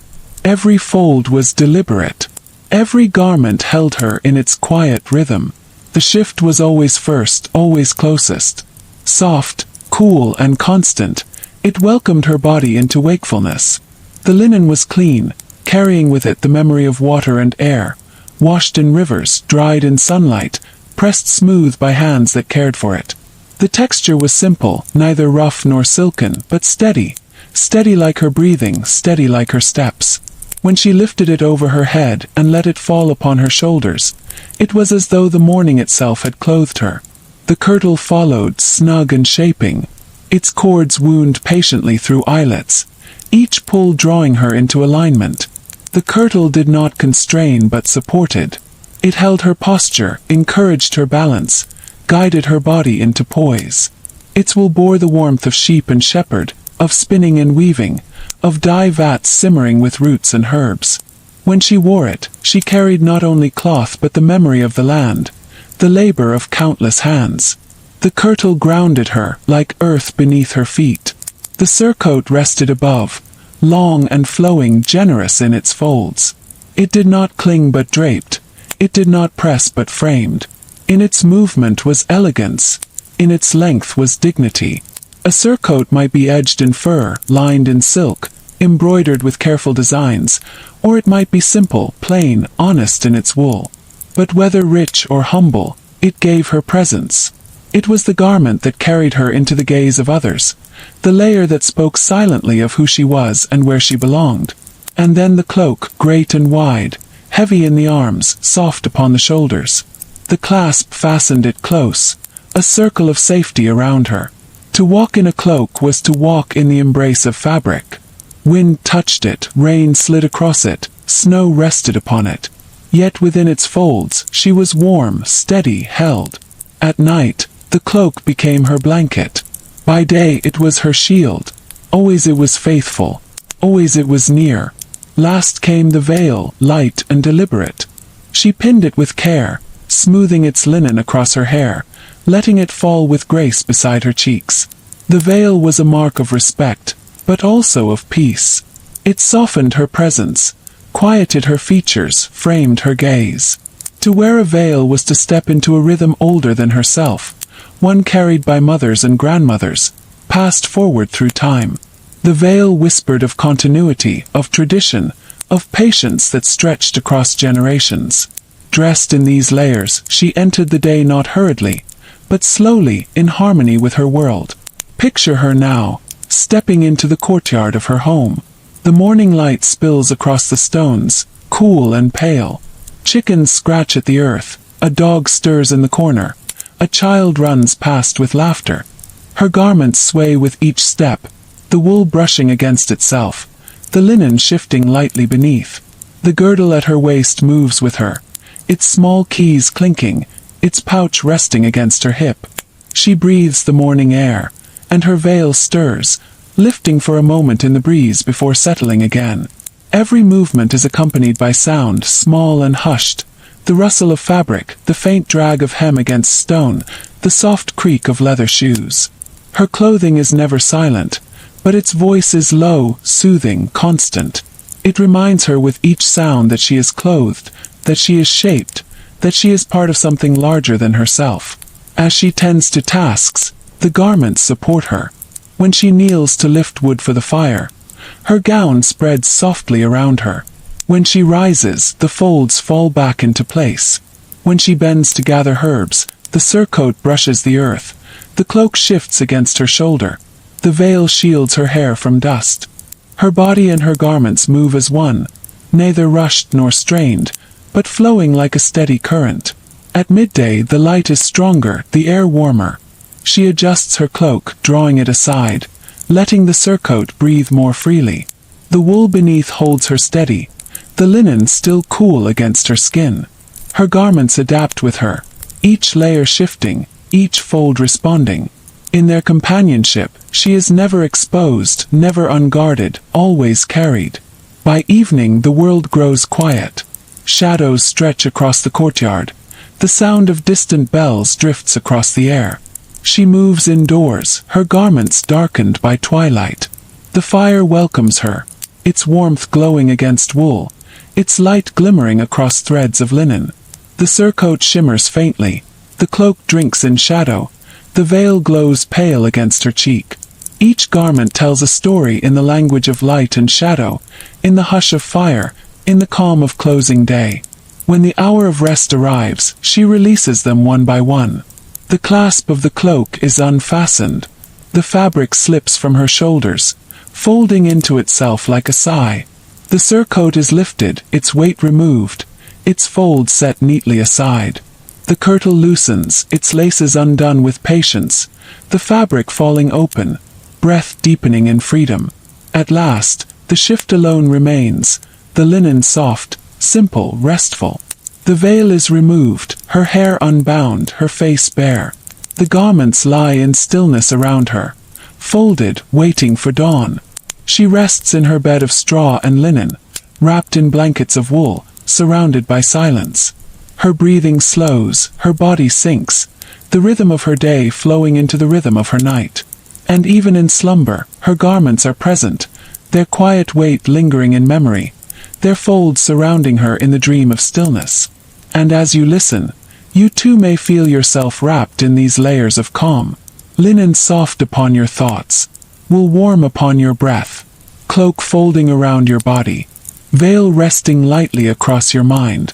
Each garment holding you, steadying you, soothing you, guiding you deeper into the embrace of rest. The world of the 14th century was not fast. It unfolded at the pace of the seasons, at the rhythm of hands weaving, spinning, stitching. A medieval woman's garments reflected that same rhythm.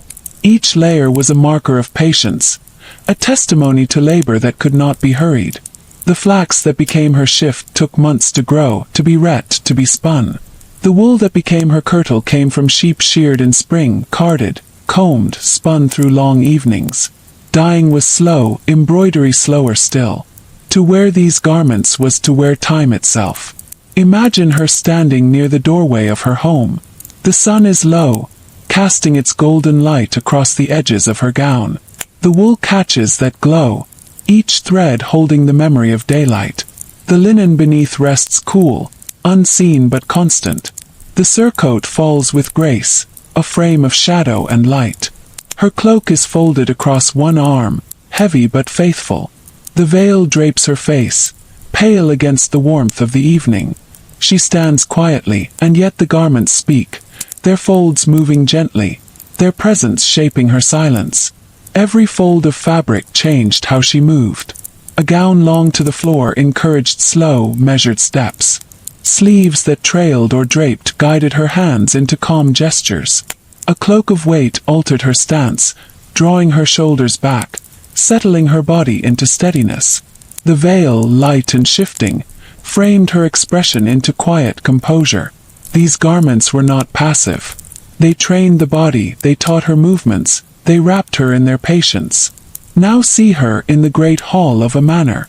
The rushes upon the floor crackle faintly under her steps, strewn with fresh herbs. Torches burn along the walls, their smoke curling upward into the beams. The sound of voices murmurs through the hall, yet her own movement is hushed, softened by fabric. Her surcoat flows as she walks, brushing against the edges of benches. Her veil stirs as she turns her head, catching the firelight. The girdle at her waist sways with a muted clink, the pouch at her side tapping gently against her gown. She is present not only as herself, but as the harmony of garments that surround her. Each garment bore responsibility. Linen shifts demanded washing and care, often beaten upon stones in rivers, spread to dry upon grasses in sunlight.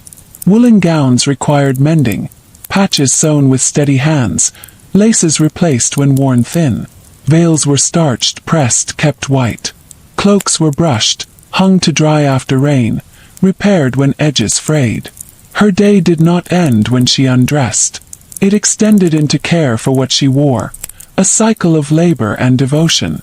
In the hush of the evening, she might sit by the hearth with needle and thread, the surcoat folded across her lap, the kirtle sleeve in her hands. A small tear from work in the garden, a frayed seam from daily use. These she tended quietly, patiently. Each stitch was an act of renewal, restoring the garment's life. She knew that clothing was precious, that no thread was wasted. To mend was to honor the hours already given, the fibers already spun, the dyes already steeped. The act of repair was itself a prayer of gratitude. The atmosphere around her was always shaped by her garments. In winter, when winds pressed against walls, her cloak was drawn tight, its folds heavy upon her lap. In summer, her veil was light, the kirtle thinner, the surcoat left open. Her clothing was not separate from the world but an extension of it. The wool carried the scent of sheep and pasture. The linen carried the freshness of field and stream. Even in silence, the garments told of seasons and land, of time and earth. Now picture her in a garden at twilight. The herbs around her are fragrant: sage, thyme, lavender, rosemary. She bends to gather sprigs, the folds of her gown brushing against the soil, the cloak draped across her shoulders. The surcoat sways with her movements, the veil soft against her cheek. In her basket, herbs settle with gentle rustle. The evening air cools, the wool of her gown keeps her steady. The garden quiets with her, birds stilled, leaves whispering, fabric breathing. Later she sits at table, her family near. Bread rests on the board, a pot of pottage steams, a candle glows. Her gown frames her as she lifts her cup, the surcoat folds deep across her lap. The veil shadows her cheek, the girdle lies at her side. Her garments are present even in the simplest moments, shaping her stillness, guiding her calm. When the day closes, the garments once again follow their ritual. The cloak released, its weight lifted. The surcoat loosened, its folds falling free. The kirtle unlaced, its cords slipping gently from eyelets. Each garment removed with care, folded, set aside. The shift alone remains, linen light, whispering of coolness. Her veil removed, her hair let fall, her breath deepened. Around her, the garments rest in silence, their task complete, waiting for dawn. She lies upon her bed, the straw beneath her softened by linen, the blankets above her thick with wool. The chamber is hushed, only the faint crackle of embers sounding. Her body, once shaped by garments, now rests in freedom. Yet the memory of their folds lingers, the cloak's embrace, the surcoat's drape, the kirtle's steadiness, the veil's quiet. They hold her still, in thought if not in touch, carrying her gently into dreams. And you, listening now, may feel those layers upon yourself. Linen cool upon your skin of thought, wool warm upon your breath of memory. Surcoat flowing across the space of imagination, cloak heavy and safe around your presence, veil light and soft across your mind. Each layer soothing, each fold wrapping you deeper, each garment guiding you further into calm. The 14th century was a world shaped by texture. Each surface, each thread, each fold gave sensation to the life of a woman. To dress was not only to cover, it was to feel. The cool touch of linen in morning, the firm embrace of wool throughout the day, the weight of cloak at night. A medieval woman moved always in conversation with her garments, never separate from their quiet guidance. Imagine her chamber at dawn. The shutters are half closed, yet light enters through their cracks, soft and golden. The air is chilled, the hearth no longer burning from the night. Upon a stool rests her folded clothing. The shift of linen waits first, pale and fine, its texture smooth against her skin. She slips into it, the fabric whispering across her shoulders. Over it, the kirtle, dyed deep with muted color, laced carefully so it molds to her shape. The surcoat follows, with its wide armholes, flowing in folds that frame her figure. A girdle rests at her waist, a quiet companion of leather or braid. Her veil is pinned with care, soft across her hair, framing her face in composure. The garments do not simply clothe her, they welcome her into the day. Each piece served a rhythm. Linen for freshness, washed often, kissed by river water and wind. Wool for strength, brushed, mended, brushed again. A surcoat for presence, a cloak for shelter, a veil for modesty and grace. Together they made her whole, each garment not merely fabric, but memory of labor, of craft, of care. The fibers themselves spoke of journey. Linen began in fields of flax, stalks rustling in summer air. Pulled, dried, rent, broken, scutched, hackled, spun. Each step slow, each step quiet. Wool began in fields as well, grown upon the backs of sheep, shorn in spring, washed in streams, carded, spun, dyed. Each garment was a map of work, of hands unknown to her, hands that prepared what she now wore. To clothe herself was to carry the memory of many. The dyes deepened those memories further. Madder root for red, warm as ember. Weld for yellow, bright as straw in sunlight. Woad for blue, cool as twilight skies. Walnut husks for brown. Onion skins for gold, lichen for subtle grays. Some colors were costly, others humble, but all were alive with their sources, carrying the essence of earth, plant, and time. To wear them was to carry the garden, the forest, the river, the soil. Picture her stepping into the courtyard. The morning is fresh, a breeze moving gently, rustling her veil. The wool gown bends with her as she lifts a bucket. The surcoat folds brushing against the ground. Her shoes press upon the stone, the sound muffled beneath the weight of garments. She moves not quickly, for her clothing encourages calmness, yet her pace is steady, practiced. The girdle at her waist holds her small knife, the pouch beside it carrying simple tools. Her garments, far from hindering her, serve her, allowing her work to flow. In a marketplace, her attire speaks of her standing. Colors, cut, and fabric distinguish her among others. A plain brown kirtle may tell of modest means. A surcoat lined with fur may tell of comfort. Embroidered edges, fine woven veils, richly dyed wool. They all reveal layers of story, each visible at a glance. She carries her identity not upon parchment or coin, but upon her body, in the fabric she wears. By afternoon, she might sit with spindle in hand, turning wool into thread. The gown at her knees folds softly, the surcoat lying open for ease. The veil shades her face from the sun streaming through the window. Her garments do not merely rest upon her. They shape her posture, they create the space in which she sits. Clothing and labor blend, one encouraging the other, one guiding the stillness of the day. In a church, her garments take on reverence. The surcoat is pulled smooth, the veil adjusted with care, the cloak folded neatly. Her presence is quiet, her attire blending into the hush of stone and candle.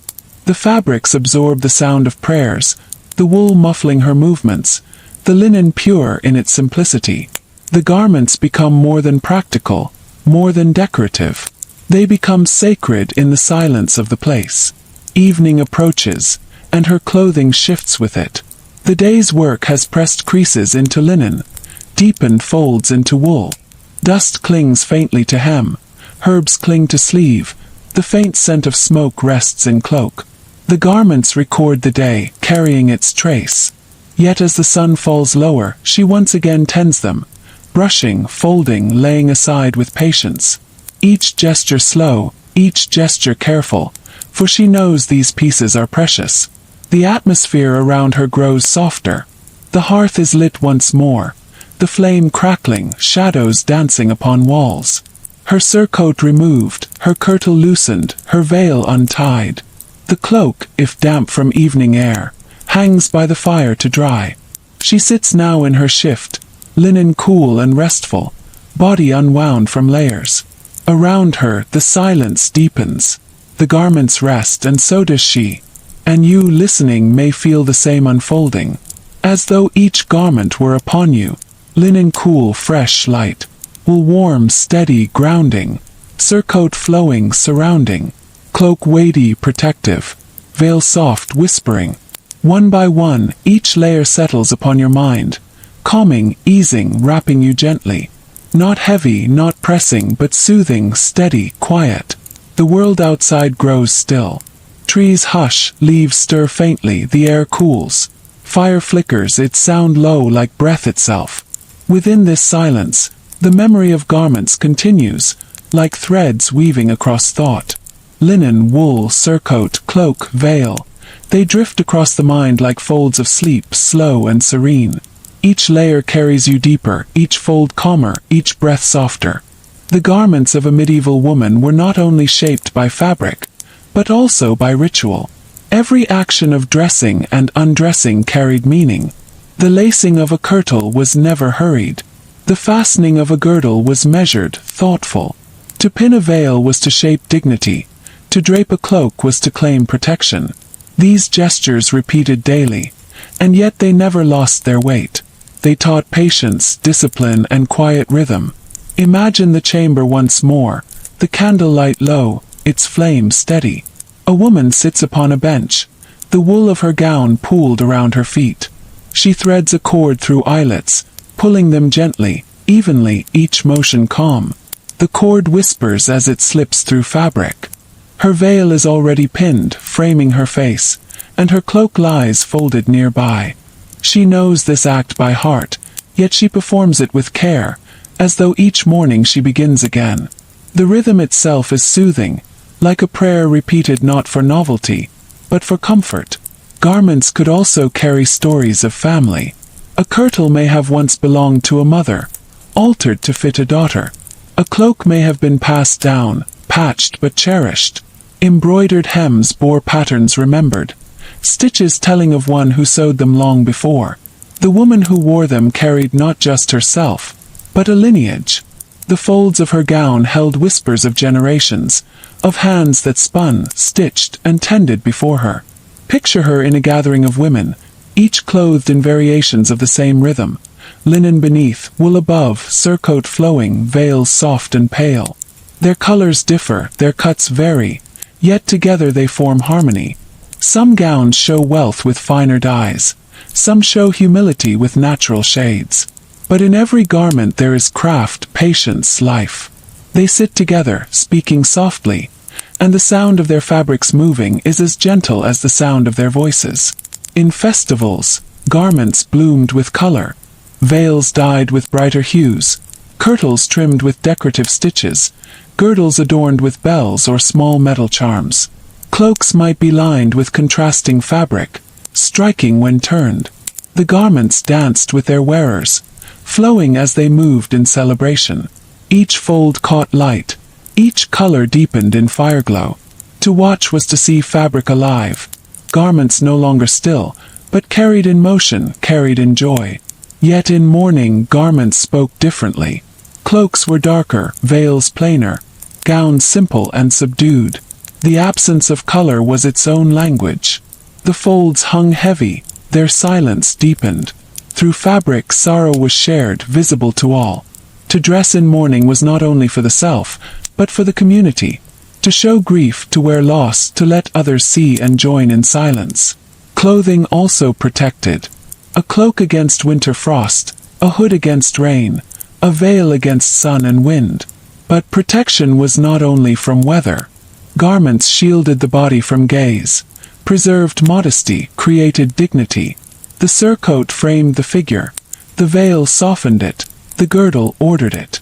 A medieval woman did not walk uncovered into the world. Her garments were her companions, her guardians, her shield of fabric. And yet garments also revealed the richness of dye, the fineness of weave, the length of hem, the shape of sleeve, all told of her place in the world. They revealed rank without a word. They marked her belonging to household or estate.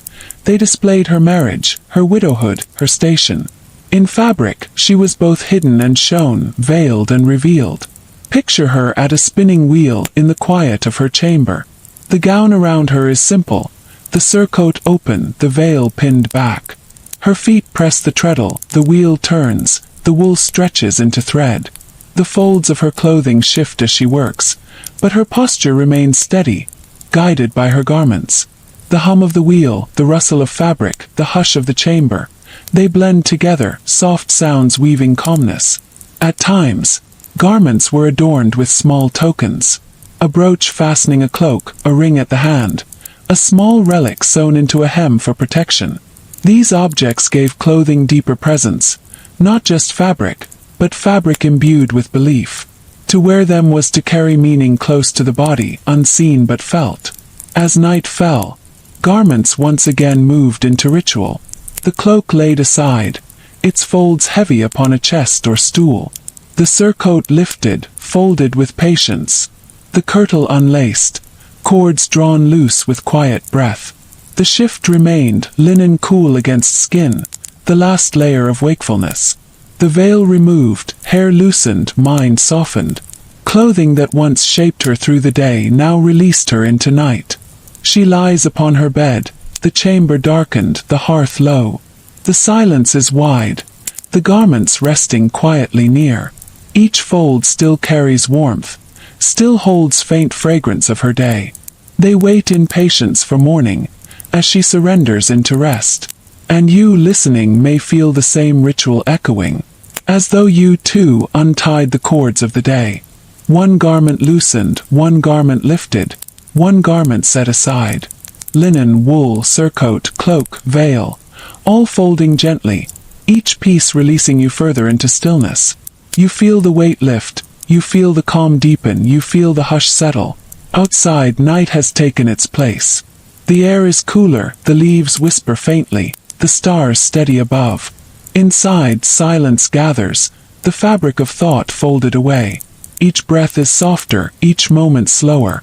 The garments of history drift through your imagination, but gently now, lightly now, carrying you deeper into peace. The garments of the 14th century followed not only form but season. In the warmth of summer, lighter wool was chosen, woven thin, dyed in colors brightened by the sun. Linen shifts, always present, were worn freshly laundered, their whiteness reflecting the heat away. Veils, too, grew lighter, gauzy, allowing breezes to pass. The surcoat, though still layered, might be sleeveless, its armholes wide, the body cool beneath. Even cloaks, though ever faithful, could be left aside in the warmth of midsummer. In winter, garments multiplied. The kirtle grew heavier, lined with thicker wool, sometimes with fur. Cloaks were drawn closer, clasped at the shoulder, covering all but hands. Hoods were drawn up, their liripipes trailing like ribbons. Veils were doubled, folded against biting winds. The chamber itself grew dim in winter, but garments gave warmth, their folds insulating, their layers protective. To dress in winter was to armor against the cold. Imagine a woman stepping out upon a frost-touched morning. The grass beneath her feet crunches softly, her woolen gown trailing lightly against its frozen edges. A cloak wraps her shoulders, its clasp glinting faintly in the pale sun. Her veil is pinned close, her breath visible in the air. She moves steadily, the folds of her garments swaying with her steps, fabric whispering in the silence of cold. The garments hold her, and the cold does not overcome her. Yet even in the harshest winter, her clothing carries beauty. Fur-lined cuffs, soft and warm, encircle her wrists. A cloak dyed rich with deeper hues marks her presence even in gray weather. Embroidery, though modest, traces the hem of her gown, patterns of leaves stitched in darker thread. Clothing was never only protection, it was expression, quiet yet certain. Garments also mark time within the year's cycle of feast and fast. During Lent, attire was subdued, plainer, darker. In times of festival, colors returned, brighter, bolder. A surcoat of red or blue, a veil trimmed with lace, a girdle adorned with bells, all spoke of joy and renewal. To dress was to participate in the turning of the calendar, in the rhythm of sacred days. Imagine her at a midsummer festival. Torches glow as night falls, music hums faintly, voices lift in laughter. Her gown swirls as she moves, the surcoat loose, her veil stirred by the evening breeze. Around her, colors blend. Greens, yellows, reds, blues. Her cloak, folded at her shoulders, carries the scent of smoke from the fires. The fabric is alive with light, alive with movement. She is clothed not only in fabric, but in the spirit of the feast. Garments held memory as well. A woman might recall her wedding by the gown she wore, carefully preserved, stored away, taken out only for remembrance. A surcoat stitched by her own hand reminded her of evenings spent in labor by firelight. A veil passed from mother to daughter carried the weight of lineage, whispering of generations unseen. To touch fabric was to touch the past. And yet garments also promised the future. A gown in progress, half sewn upon a frame, spoke of days ahead. A cord braided, not yet laced, waited for a waist it would circle. A cloak newly dyed, its scent sharp, promised warmth in winter still to come.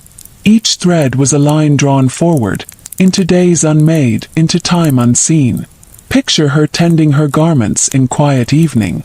A brush runs gently along wool, lifting dust.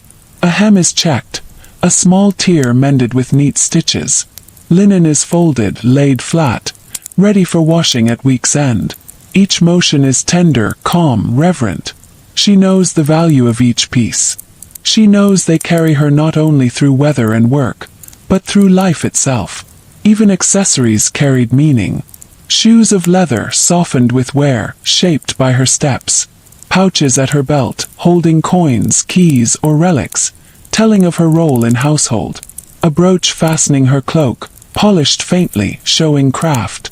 Rings upon her fingers, sometimes plain, sometimes adorned, signaling bonds of family or faith.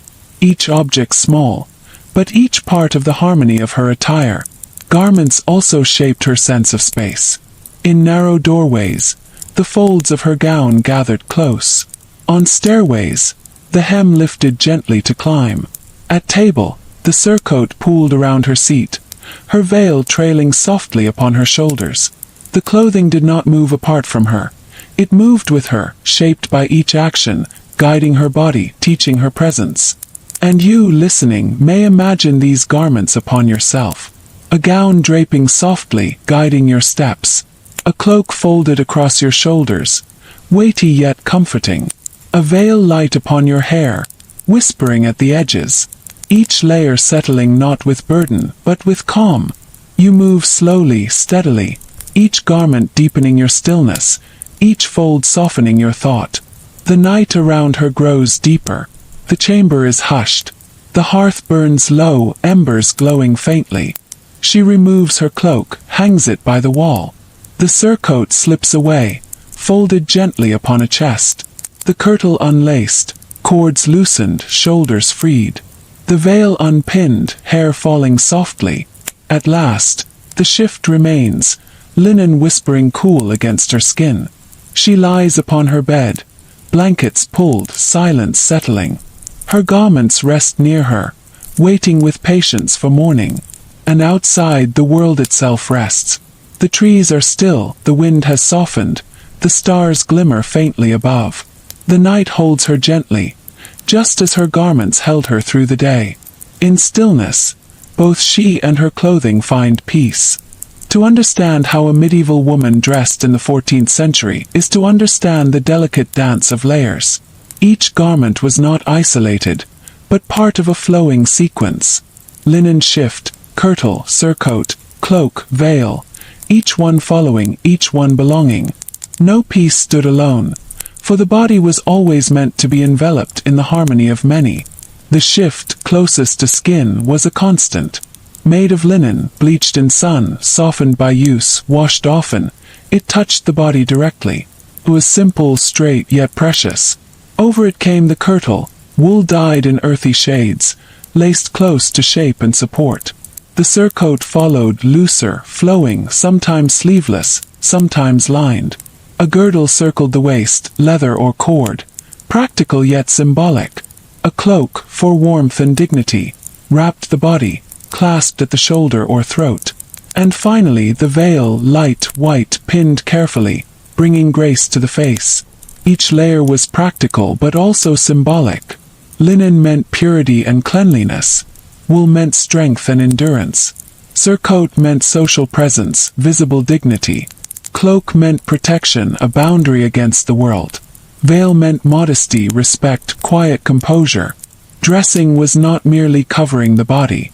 It was stepping into roles, into meaning, into identity. Imagine her mourning once more. She rises, draws the shift over her body, its coolness waking her. She pulls the kirtle next, laces it slowly, the fabric closing around her with firmness. She lifts the surcoat, drapes it smoothly, its folds settling into grace. She fastens the girdle, its weight grounding her. She pins the veil, framing her face in calmness. She folds the cloak over one arm, ready for the cool of the outdoors. By the time she is dressed, she is no longer merely herself. She is prepared, presented, shaped by her garments into presence. Garments reflected not only personal identity but also the structure of society. Laws in many towns and cities set rules, sumptuary laws, that guided who could wear what. Bright scarlets, deep purples, costly furs, fine imported cloths. These were reserved for those of wealth or rank. Simpler colors, humbler cloth, plainer hems belonged to others. In every thread was a boundary, visible to all. A woman's garments spoke of her place without a word. Yet even within limits, she found ways of beauty. A careful choice of shade, a modest embroidery at the edge of sleeve, a neatly braided cord for girdle. All these expressed taste, care, and quiet creativity. Beauty did not always mean grandeur. Often it meant balance, harmony, proportion. Even in plain fabric, dignity was present. Picture her walking through a marketplace. Others around her wear similar layers, but each with their own variations. Some surcoats are long, sweeping, with fur at the edge. Some are short, practical, meant for work. Some veils are folded close. Others are layered with fine wimples, framing the face with elegance. Each woman moves with garments that both reveal and conceal, both unify and distinguish. Together, they create a tapestry of fabric, color, and rhythm. Garments were also shaped by age. A young girl's gown was simpler, shorter, allowing movement. As she grew, her kirtle lengthened, her surcoat widened, her veil taken on with age and status. A married woman's attire differed from a widow's. Garments told the story of her life stages. The folds she wore were marks of time as much as of fashion. And garments shaped memory of the body. A gown worn daily molded itself to her form. The creases, the stretched seams, the way fabric hung, these were all records of her life. A cloak bore the scent of journeys. A veil carried the faint trace of oils and herbs used upon hair. A shift, washed often, carried the memory of river, soap, stone. Each garment remembered her, even as she remembered them. In the evening, as she loosened her laces, she undid not only fabric, but also the weight of the day. The kirtle opened, her body eased. The surcoat folded, her presence softened. The cloak set aside, her burdens lifted. The veil unpinned, her thoughts calmed. To undress was not to lose identity, but to return to simplicity, to rest. And you listening may feel this unfolding. Imagine loosening the garments of the day, one by one. A shift of thought remains cool and gentle. A kirtle of care loosens, freeing you. A surcoat of tension folds away. A cloak of burden is lifted. A veil of worry is unpinned. Piece by piece you are left with quiet. Piece by piece you are left with peace. In the silence of her chamber, the garments rested near her, folded, brushed, tended. They would return in the morning, faithful companions. They had carried her through the day. They would carry her through another. Their folds whispered softly in the dark, not in sound, but in presence, in memory. Outside the night was calm. Stars glimmered above the rooftops. Trees sighed faintly in the cool breeze.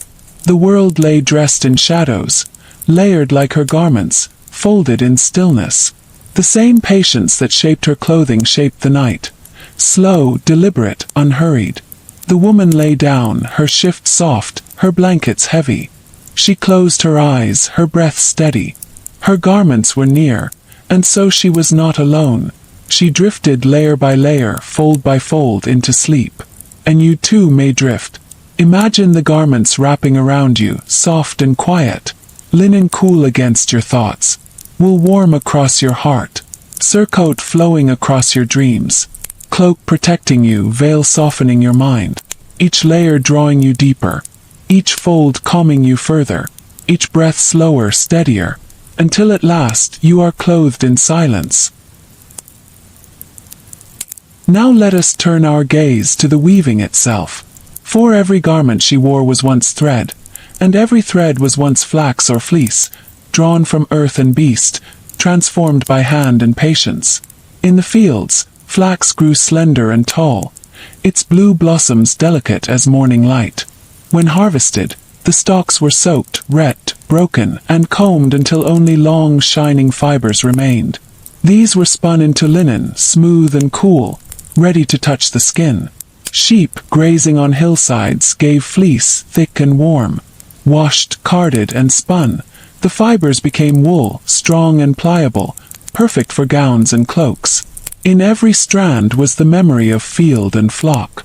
Spinning was slow, rhythmic, almost like breathing. The spindle turned, fibers twisted, thread lengthened, soft and steady. A woman sat by hearth or doorway, her hand guiding, her eye watching. The sound was faint yet steady, word twist, release. It could lull a child or soothe her own mind. To spin was not only labor but also meditation. The thread grew longer, her thoughts grew calmer. Weaving followed on looms large or small. Warp threads stretched tight, like strings of a quiet instrument. The shuttle passed through, back and forth, weft binding warp, row by row. Patterns emerged slowly, patiently. Plain weave, twill, herringbone. Each rhythm unique, each fabric different. The loom spoke without words, its rhythm deep, steady, eternal. Imagine her sitting by a loom, in a dim hall or sunlit shed. Her foot presses treadle, her hand guides shuttle. The beam creaks softly, the threads tighten. She weaves hour by hour, fold by fold. The fabric grows beneath her fingers, inch by inch, day by day. By the time she finishes, weeks may have passed. Yet from nothing, there is now cloth, wide, flowing, ready to be cut and sewn. Garments were not only worn, they were lived in. And so the making of them was also lived. Every woman, every household knew spinning, weaving, sewing. Cloth was precious, for it held time itself. To own a gown was to own months of labor, seasons of patience, years of skill passed from mother to daughter. A shift of linen was summer fields in bloom. A cloak of wool was winter hills, sheep grazing beneath snow. And when garments aged, they did not vanish quickly. They were patched, mended, cut down, reshaped. A gown worn thin became a child's dress. A surcoat torn became a work smock. A cloak frayed became bedding, or strips for tying. Nothing wasted, nothing forgotten. Threads lived many lives until at last, they returned to rags, to cleaning, to kindling for fire. Even then they gave warmth. The patience of cloth matched the patience of the night. Slowly woven, slowly worn, slowly passing. Just as stars above wheel in slow rhythm, so too did the loom's shuttle pass, steady and quiet. Time itself seemed woven, breath by breath, into the fabric of her world. And so imagine yourself as thread. Soft, simple, weightless. Twisting gently, finding strength with each turn.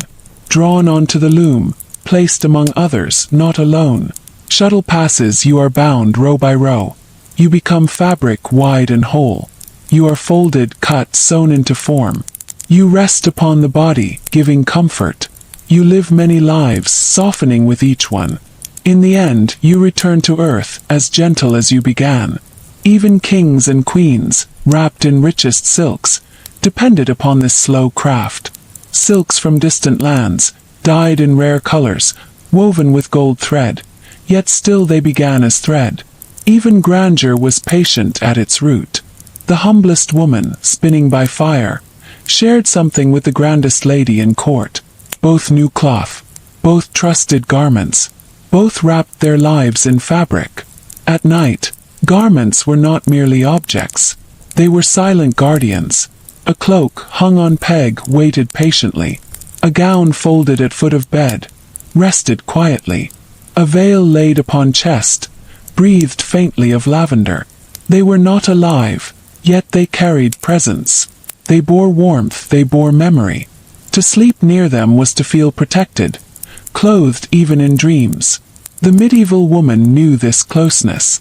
She leaned against her wool cloak on long journeys. She wrapped her veil against sudden winds. She pressed her cheek into her folded shift at night, smelling the faint scent of river water from washing. Cloth was her comfort, her shield, her constant. And as she drifted into dreams, she may have imagined fields of flax swaying under summer sun, or sheep wandering quietly across hills, or looms echoing faintly in chambers. These images, woven into her life, returned in her sleep. Her garments clothed not only her body, but also her dreams. And you too may feel this weaving. Threads of thought spun gently, one after another. Threads of breath rising, falling. Threads of memory, faint but soft, all weaving together into calm fabric. You are clothed in peace, covered in quiet. The night wraps around you like a cloak. Sleep drapes itself upon you, light as linen, warm as wool. Now let us walk slowly into the colors of her world. For garments in the 14th century were not only shapes of cloth, but also rivers of color, glowing softly in firelight or shimmering faintly in morning sun. To look upon her dress was to see earth, plant, sky, and flame, transformed by human hand into hue. The most common, and perhaps most humble, was the shade of undyed cloth. Linen, pale as moonlight, held a quiet purity. Wool, left uncolored, showed the natural tones of sheep. Soft cream, warm brown, smoky gray, or deep black. These simple shades were everyday companions.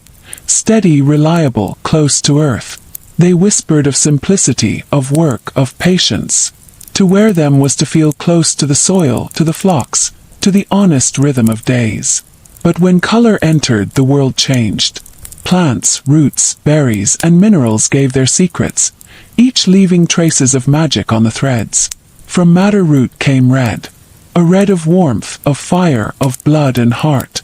Sometimes bright, sometimes deep, sometimes faded to rose. It was not the crimson of royal halls, rich with cochineal or imported dye, but it glowed nonetheless. A woman in red wool might feel strength, courage, presence. The hue-caught eyes, warmed rooms gave energy. It was both simple and powerful, reminding all who saw it of life itself. From woad leaves came blue, first pale as morning mist, then deeper, fuller like the twilight sky. The process was strange, almost alchemical. Leaves fermented, cloth dipped, pulled out not blue but yellow-green, only to turn blue upon meeting air. A quiet miracle, repeated in workshops and cottages across Europe. Blue became a color of devotion, for the Virgin Mary was painted in it, and so many women chose blue gowns to show piety, gentleness, dignity. To wear blue was to carry a piece of heaven close to one's heart. From weld or dyer's broom came yellow, bright, cheerful, catching sunlight. Yellow spoke of warmth, of joy, of wheat fields and candles. A woman wearing yellow seemed touched by the sun itself, her gown glowing in shadowed halls. Yet the dye faded quickly, reminding her that all brightness is fleeting, that joy, like sunlight, must be cherished in the moment. From leaves and bark came green, a color of earth, of forests, of new growth. Sometimes vivid, sometimes muted, sometimes almost brown. Green was the color of youth, of spring, of fertility. A young woman might wear it to a festival, her gown echoing fresh grass. To walk in green was to blend with nature, to feel renewal, to carry the promise of life. And from rarer sources came richer shades. Deep black, laborious to achieve, spoke of dignity and solemnity. True purple, costly and rare, was reserved for nobility, its secret hidden in seashells far away. Bright scarlet, vivid and alive, glowed like flame but demanded wealth. Gold threads, when they appeared, sparkled like sunlight itself, heavy with meaning, marking status and power. Yet for most women, colors were humble, quiet, but no less beautiful. a soft russet cloak worn thin at elbows, a muted green kirtle stitched by hand, a pale blue veil folded carefully each night. Each hue carried story, each stain marked memory. The gown became diary without words, written in shades and wear. And think as you listen of how color moves around you even now. Imagine the red of a fire flickering, the blue of a twilight sky settling, the green of leaves shifting in breeze, the yellow of candlelight glowing softly on stone walls. Imagine these colors on cloth, flowing around the body of a woman centuries ago. They rustle as she moves, they shimmer faintly as she turns, they rest quietly when she sits by the hearth. Let these colors drift gently through your own thoughts. Picture yourself wrapped in soft blue, calm as sky. Picture a cloak of green, grounding as earth. Picture a gown of red, warm as hearth fire. Picture a veil of white linen, light as moonlight. Each color carries not only beauty, but also feeling, also comfort. And remember too the act of dyeing. Imagine vats of steaming water, filled with roots and leaves. Imagine cloth lowered slowly, fibers drinking color like thirsty earth. Imagine lifting the fabric, dripping, heavy, rich with new hue. The scent of plant and mineral lingers in the air, earthy and strong. The dyer's hands, stained with effort, reveal the price of beauty. Each gown was not only worn, but also transformed by ritual of color. Colors were more than decoration. They spoke, they whispered, they declared. A bride in green carried hope. A widow in black carried grief. A merchant's wife in bright red carried pride. A pilgrim in muted brown carried humility. And in every shade was meaning, silent yet visible. And so when you think of a medieval woman dressing in the 14th century, do not think only of fabric or shape. Think also of hue. For as she tied her girdle, as she pinned her veil, as she slipped her feet into shoes, she also wrapped herself in meaning, in mood, in presence. Close your eyes now, and picture her by candlelight. She smooths the folds of her gown, deep blue, heavy wool. She draws her green cloak across her shoulders, fastening it with a brooch. She places a pale linen veil over her hair, soft against her cheek. In fire's glow, colors shift, warm and gentle. Around her, the hall grows quiet. The night is long, but she is wrapped in comfort. And you too, as you listen, are wrapped in colors of peace. Blue for calm, green for rest, red for warmth, yellow for joy. They settle around you like soft cloth. They soothe you like gentle hands. The colors of her world are now the colors of your dream. In the 14th century, clothing was not worn as a single piece, but as layers. Layers of warmth, layers of modesty, layers of meaning. To dress was to build slowly, carefully, one garment upon another, until the body was wrapped like the earth itself in soil, stone, and sky. The first layer was the shift. It was linen, always linen, soft against the skin. White or pale cream, it fell straight and simple with wide sleeves, sometimes reaching to the wrist, sometimes shorter. It was cool in summer, warm in winter, washing easily, wearing daily. This was the garment closest to her body, the quiet guardian of her skin. It absorbed the labor of the day, the sweat, the scent, the warmth. It was both undergarment and comfort, and at night sometimes it was all she wore. Over the shift came the kirtle. This was the true gown, the heart of her dress. Made of wool or linen, sometimes fitted close to the body, sometimes looser. Its sleeves could be long and narrow, tied with laces, or wide and flowing. Its colors ranged from muted earth tones to vibrant reds, blues, or greens, depending on her means. It might be laced at the sides or front, shaping the body gently. The kirtle was both practical and elegant, the garment in which she worked, walked, lived. To wear it was to feel ready for the world. Upon the kirtle, she might wear a surcoat. The surcoat was often sleeveless, its sides cut deep, sometimes revealing the fitted sleeves of the kirtle beneath. This style, called the sideless surcoat, became a mark of fashion in the 14th century, flowing like a frame around the body. It added beauty, drama, a sense of grace.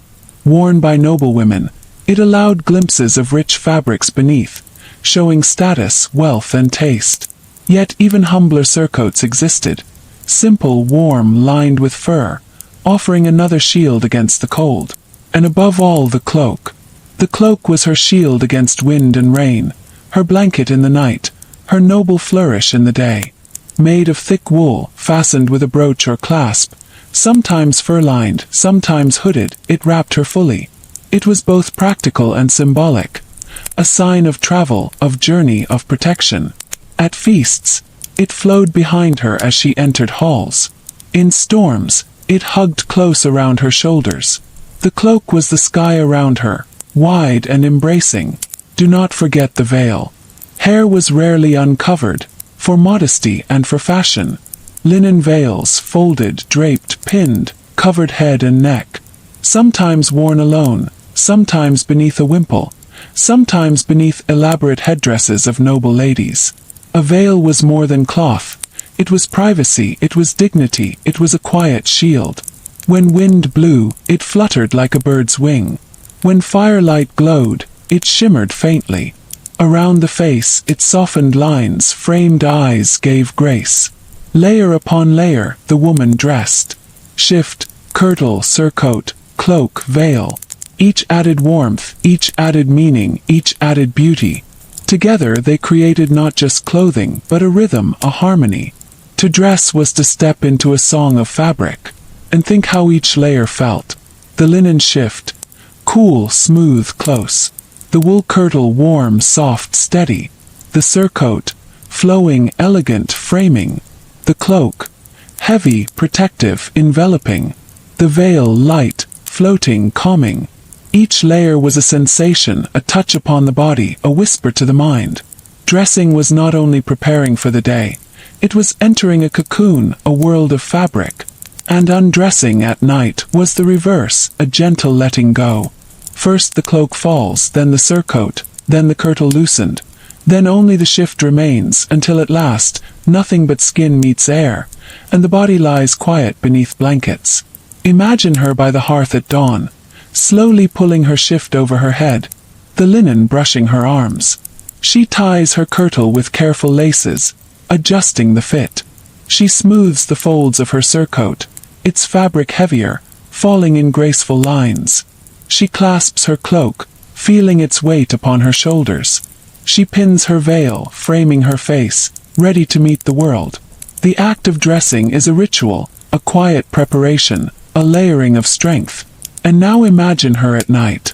She loosens the veil, folds it softly.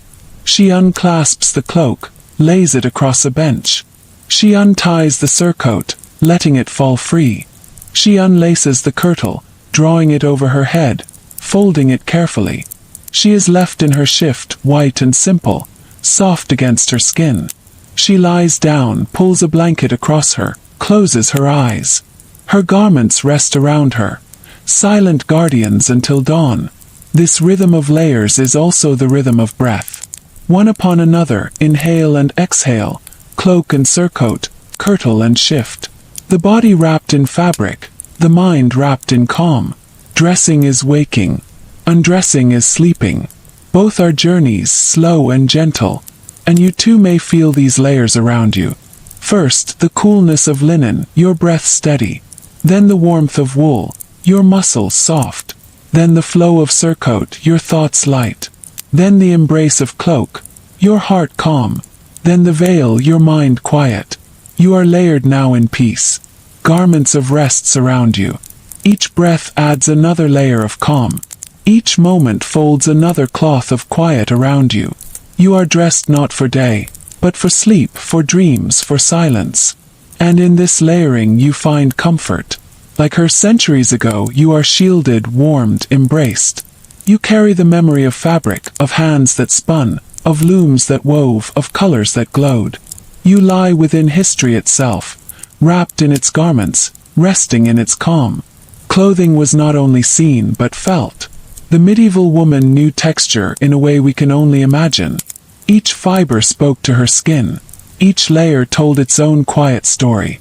Linen was cool, smooth, fine, whispering across the body. It held a crispness when new, a gentle stiffness that softened with washing, with years of wear. Against the skin it was steady, light, almost refreshing. On warm days, linen clung lightly, drawing away heat. On cool nights, it rested gently, neither heavy nor harsh. The shift of linen was comfort itself. So close to her body it became almost a second skin. Wool was warm.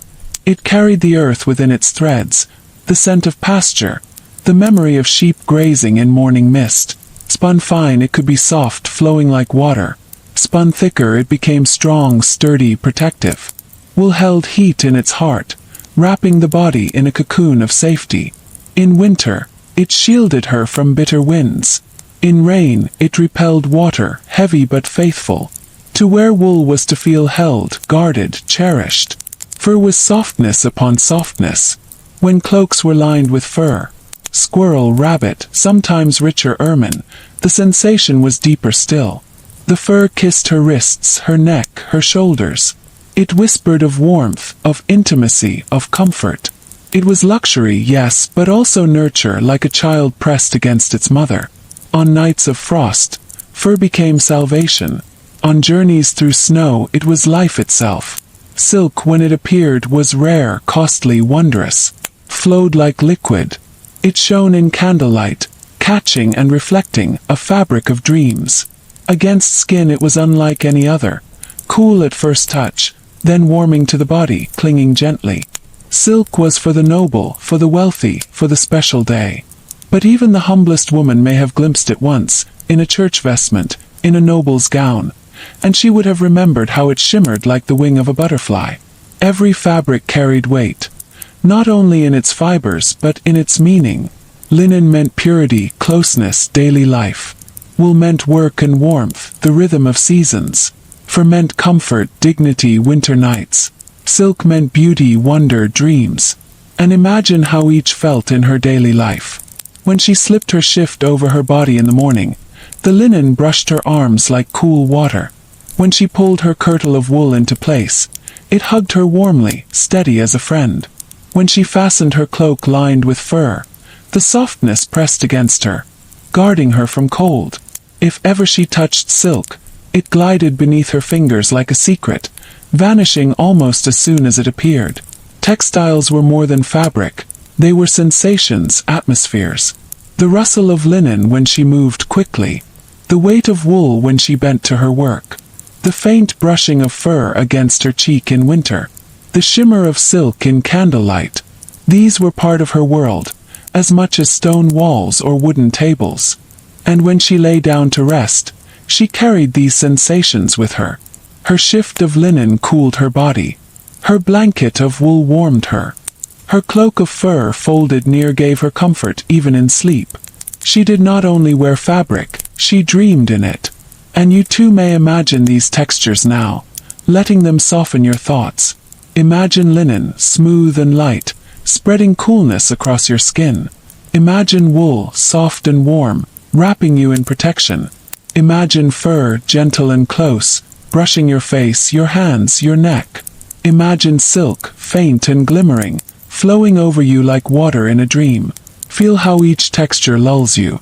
Linen calms you. Wool embraces you. Fur comforts you. Silk soothes you. You are clothed now in layers of peace. Each fiber is a thread of rest.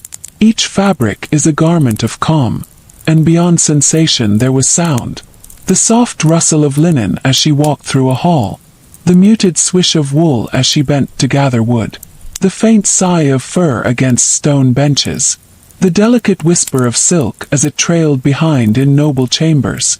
Each sound was gentle, steady, almost like music. It was the song of fabric, the lullaby of garments. Clothing was not separate from her world. It was part of her breath, her touch, her hearing, her sight. It was comfort in daylight, and in darkness it was company.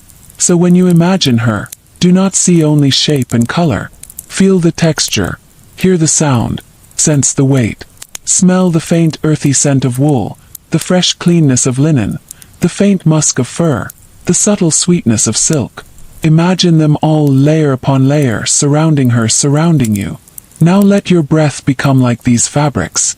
Let one breath be linen, cool, smooth, calm. Let the next breath be wool, warm, steady, safe. Let the next breath be fur, soft, close, comforting. Let the next breath be silk, light, flowing, dreamlike. Breathe them in. Linen, wool, fur, silk. Breathe them out. Calm, warmth, comfort, peace. You are dressed now not in cloth, but in stillness. The garments of history are now garments of sleep. Clothing, like the earth itself, followed the seasons. The medieval woman dressed not only for modesty or fashion, but also for weather, for sun and storm, for frost and thaw. Her garments changed with the turning of the year, with the slow circle of time. In summer she wore linen, like cool, easy to wash. Her shift of pale cream clung softly to her skin, drawing away heat. Her kirtle might be of lighter wool or linen, its sleeves looser, its fabric thinner. She covered her head with a veil, shielding her from sun.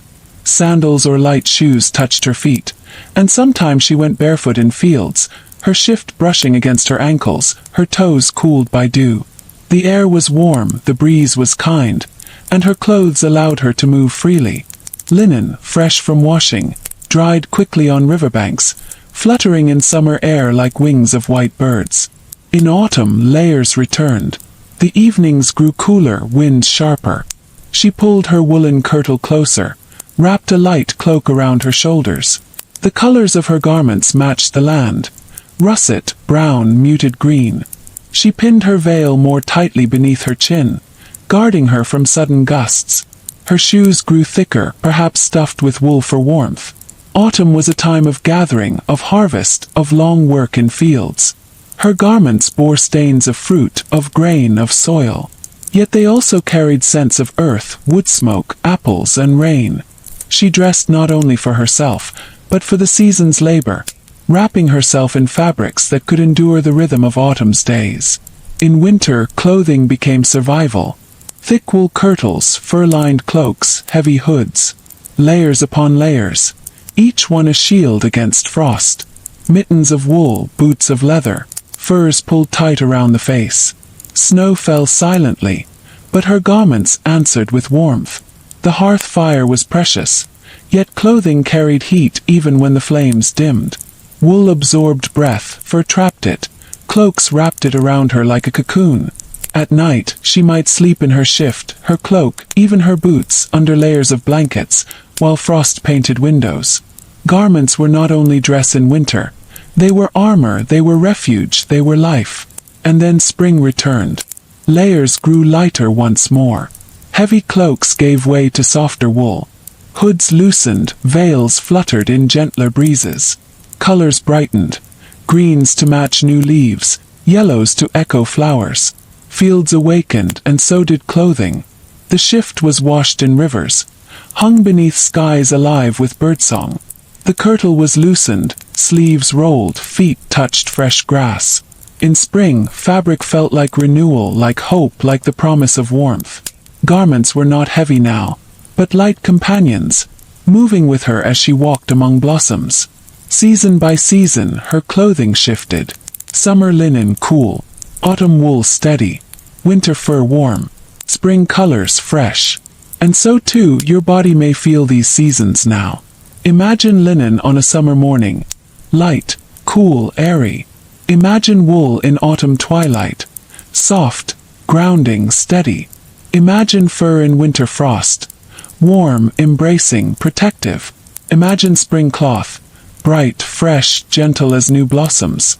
Each season brings a different layer of calm, a different mood of rest. Summer cools you, autumn steadies you, winter warms you, spring renews you. And just as her garments circled with the seasons, so too do your breaths circle. Inhale summer, light and fresh. Exhale autumn, grounded and steady. Inhale winter, deep and warm. Exhale spring, gentle and new. With every breath, you are clothed in time itself. Your body is dressed in rhythm, your mind wrapped in cycles, your heart layered in calm. Imagine her sitting by the hearth in winter, her fur cloak pulled close, her hands wrapped in wool. Outside, snow falls silent, endless. Inside, her garments hold her like a cradle. She is safe, warm, calm. Now picture her in summer, walking barefoot through grass, her linen shift light, her veil drifting in the breeze. The air is warm, the sky clear, her garments soft as air itself. See her in autumn, gathering fruit, her russet kirtle dusted with soil, her cloak brushing fallen leaves. Her garments carry the scent of apples and wood smoke, her body warmed by layers. See her in spring, folding her linen by the river, blossoms falling on her sleeves, sunlight glinting off water. Her garments are clean, fresh, alive with color. And see how she carries the year upon her body, how fabric ties her to the earth, how garments echo seasons. Each piece is more than clothing, it is weather, it is time, it is life. And so too you are dressed now in the seasons. Linen cools your breath, wool steadies your heart, fur warms your bones, spring cloth refreshes your mind. You are wrapped not in fabric, but in seasons, each one soothing you, each one guiding you gently toward rest. The circle of the year is also the circle of sleep. Summer is waking, bright and clear. Autumn is evening, soft and steady. Winter is night, deep and warm. Spring is dawn, light returning. You lie now in winter's embrace, dressed for rest, wrapped in calm. Around you, garments fold like seasons, and within them, your body drifts, slowly, softly into peace. Not all days were the same. Most were simple, quiet, ordinary. But some days were set apart, special, sacred. And on those days, clothing carried meaning, carried memory, carried prayer. A wedding, for instance, was not only a union of two people. It was a weaving of families, of land, of vows. And clothing on that day bore its own vow. The bride wore her finest. Not always white, for white was rare and dye costly. She might wear deep blue, the color of devotion, or soft green, the color of fertility, or even red, the color of life and joy. Her shift was clean, freshly washed. Her kirtle fitted closely, its sleeves narrow and neat. Over it, a gown of rich wool or silk, if she could afford it. Her veil was long, her hair braided or left flowing. Sometimes flowers were woven into her hair, blossoms of meadow and garden, carrying the scent of springtime. The groom, too, wore his best. A tunic of rich color, hose without tear, boots polished with care. Around his waist a fine belt. On his shoulders a cloak, clasped with gleaming brooch. Together they dressed not only for each other, but for the eyes of family, of friends, of the Church, of God. And as vows were spoken, garments bore silent witness. The cloth that touched their skin absorbed the memory, held it close. Long after, when the gown was folded away, when the cloak hung by the fire, the memory lingered in fabric, as though the garments themselves remembered the vows. At feasts, clothing sparkled. Nobles wore velvet, silk, brocade. Fabrics shone with gold thread, silver trim, jeweled clasps. The flicker of candles set cloth aglow, and garments became part of the feast, shimmering in firelight. Colors told stories. Reds of power, blues of loyalty, greens of fortune, purples of wealth. The lady of the hall might wear a gown trimmed with fur, a girdle studded with stones, a veil edged with lace. Her sleeves swept long, trailing as she moved, rustling like whispers across the floor. Every garment proclaimed her place, her honor, her wealth. Yet even in humbler halls, feasts carried their own attire. A simple woman might wash her shift more carefully, mend her kirtle with finer stitches, brush her cloak clean of straw. She tied her veil neatly, fastened her belt snug, polished her shoes as best she could. For even in modest homes, feast days deserved honor, and honor was shown by dressing with care. On church days, clothing bore holiness. Sunday morning, bells rang and people gathered. A woman entered the church with head covered, veil pinned securely, cloak fastened high. Her garments were modest, sleeves drawn close, colors muted. For in church, it was not wealth but humility that mattered. She bowed her head, and her veil whispered down her shoulders like a quiet prayer. Her cloak brushed stone floor, her kirtle folded as she knelt. The fabric was not grand, but it was reverent, simple, clean. It carried her devotion. Clothing was never only cloth. It was meaning. It was symbol. It was a language of fabric. A veil meant modesty. A girdle meant wealth. A color meant devotion or joy or mourning. Cloak could mean status or simply survival. Every stitch, every thread spoke in silence. And just as the medieval woman dressed for these occasions, you too may imagine yourself dressing for calm, for peace, for rest. Imagine slipping into a shift of soft linen, freshly washed, cool against your skin. Imagine pulling a kirtle of gentle wool over it, its sleeves fitting neatly, its weight grounding you. Imagine fastening a cloak, its clasp shining softly, its folds wrapping you like an embrace. Every layer carries meaning, not of wealth or vow, but of peace, of stillness, of rest. Tonight you dress not for wedding, not for feast, not for church. You dress for sleep. And your garments are made of calm. Your shift is woven of quiet. Your kirtle is stitched with peace. Your cloak is lined with warmth. And all together they carry you into rest. Picture the bride in her gown, veil flowing, blossoms in her hair. She stands in a hall lit by candles, her heart steady, her breath soft. Picture the lady at feast, her gown gleaming, her sleeves trailing, her belt shining. She smiles, calm, steady, content. Picture the woman at church, her veil pinned, her cloak folded around her, her head bowed. Her garments are simple, clean, reverent. And picture yourself lying here, wrapped in your own garments of calm. Each fold is peace, each stitch is stillness. As they dressed for their occasions, you too dress for yours, the occasion of sleep. It is your feast of quiet, your wedding with rest, your prayer of slumber. And your garments carry you there. Gently, softly, like a lullaby in cloth. Breath by breath, you feel the fabric settle. The linen shift cools your skin. The wool kirtle grounds your body. The cloak warms your bones. And together, these garments become your ceremony of rest, your ritual of sleep. Close your eyes. Feel the linen of calm. Feel the wool of peace. Feel the cloak of stillness. You are dressed now not for the world but for dreams. Colors were not chosen lightly. Each shade told a story. Each dye carried weight, carried labor, carried symbol. A woman's gown was not only fabric, it was color, and color was meaning. Blue was devotion, a noble shade, rare and costly, drawn from plants like woad, or from lapis stone when wealth allowed. Blue carried the hue of the Virgin Mary in painted glass and carved statues. When a woman wore blue, she carried with her an image of loyalty, of purity, of calm. The cloth whispered of reverence, of dignity, of faith. A bride might choose blue for her gown. A noblewoman might wear blue to show her house's honor. It was not merely beautiful, it was sacred. Green was fertility. It was the color of spring, of fields, of renewal. Green gowns carried hope for children, for harvests, for new life. Young brides sometimes wore green, their garments echoing the fields outside the church. In songs and tales, maidens wore green when love stirred, when courtship began. To wear green was to invite growth, to welcome beginnings. Red was power, a bold color rich and fierce. Dyes came from madder roots, from kermes insects, from cochineal in later centuries.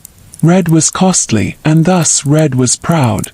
It was worn by nobles at feasts, by brides in wealthy halls, by queens in courts. But even simpler women wore muted reds, made from madder, their gowns carrying warmth, life and strength. Red was the pulse of blood, the fire of hearth, the joy of festival. When a woman entered a room in red, she carried presence. Black was dignity. In the 14th century, it grew more fashionable, though hard to dye deeply and evenly. Black cloth spoke of wealth, for only the richest could afford its depth. But black also whispered of mourning, of solemnity, of silence. It was a color of seriousness, of gravity. A widow might dress in black. A noblewoman might wear it to show restraint. And in candlelight, black gleamed softly, like shadows holding secrets. White was purity.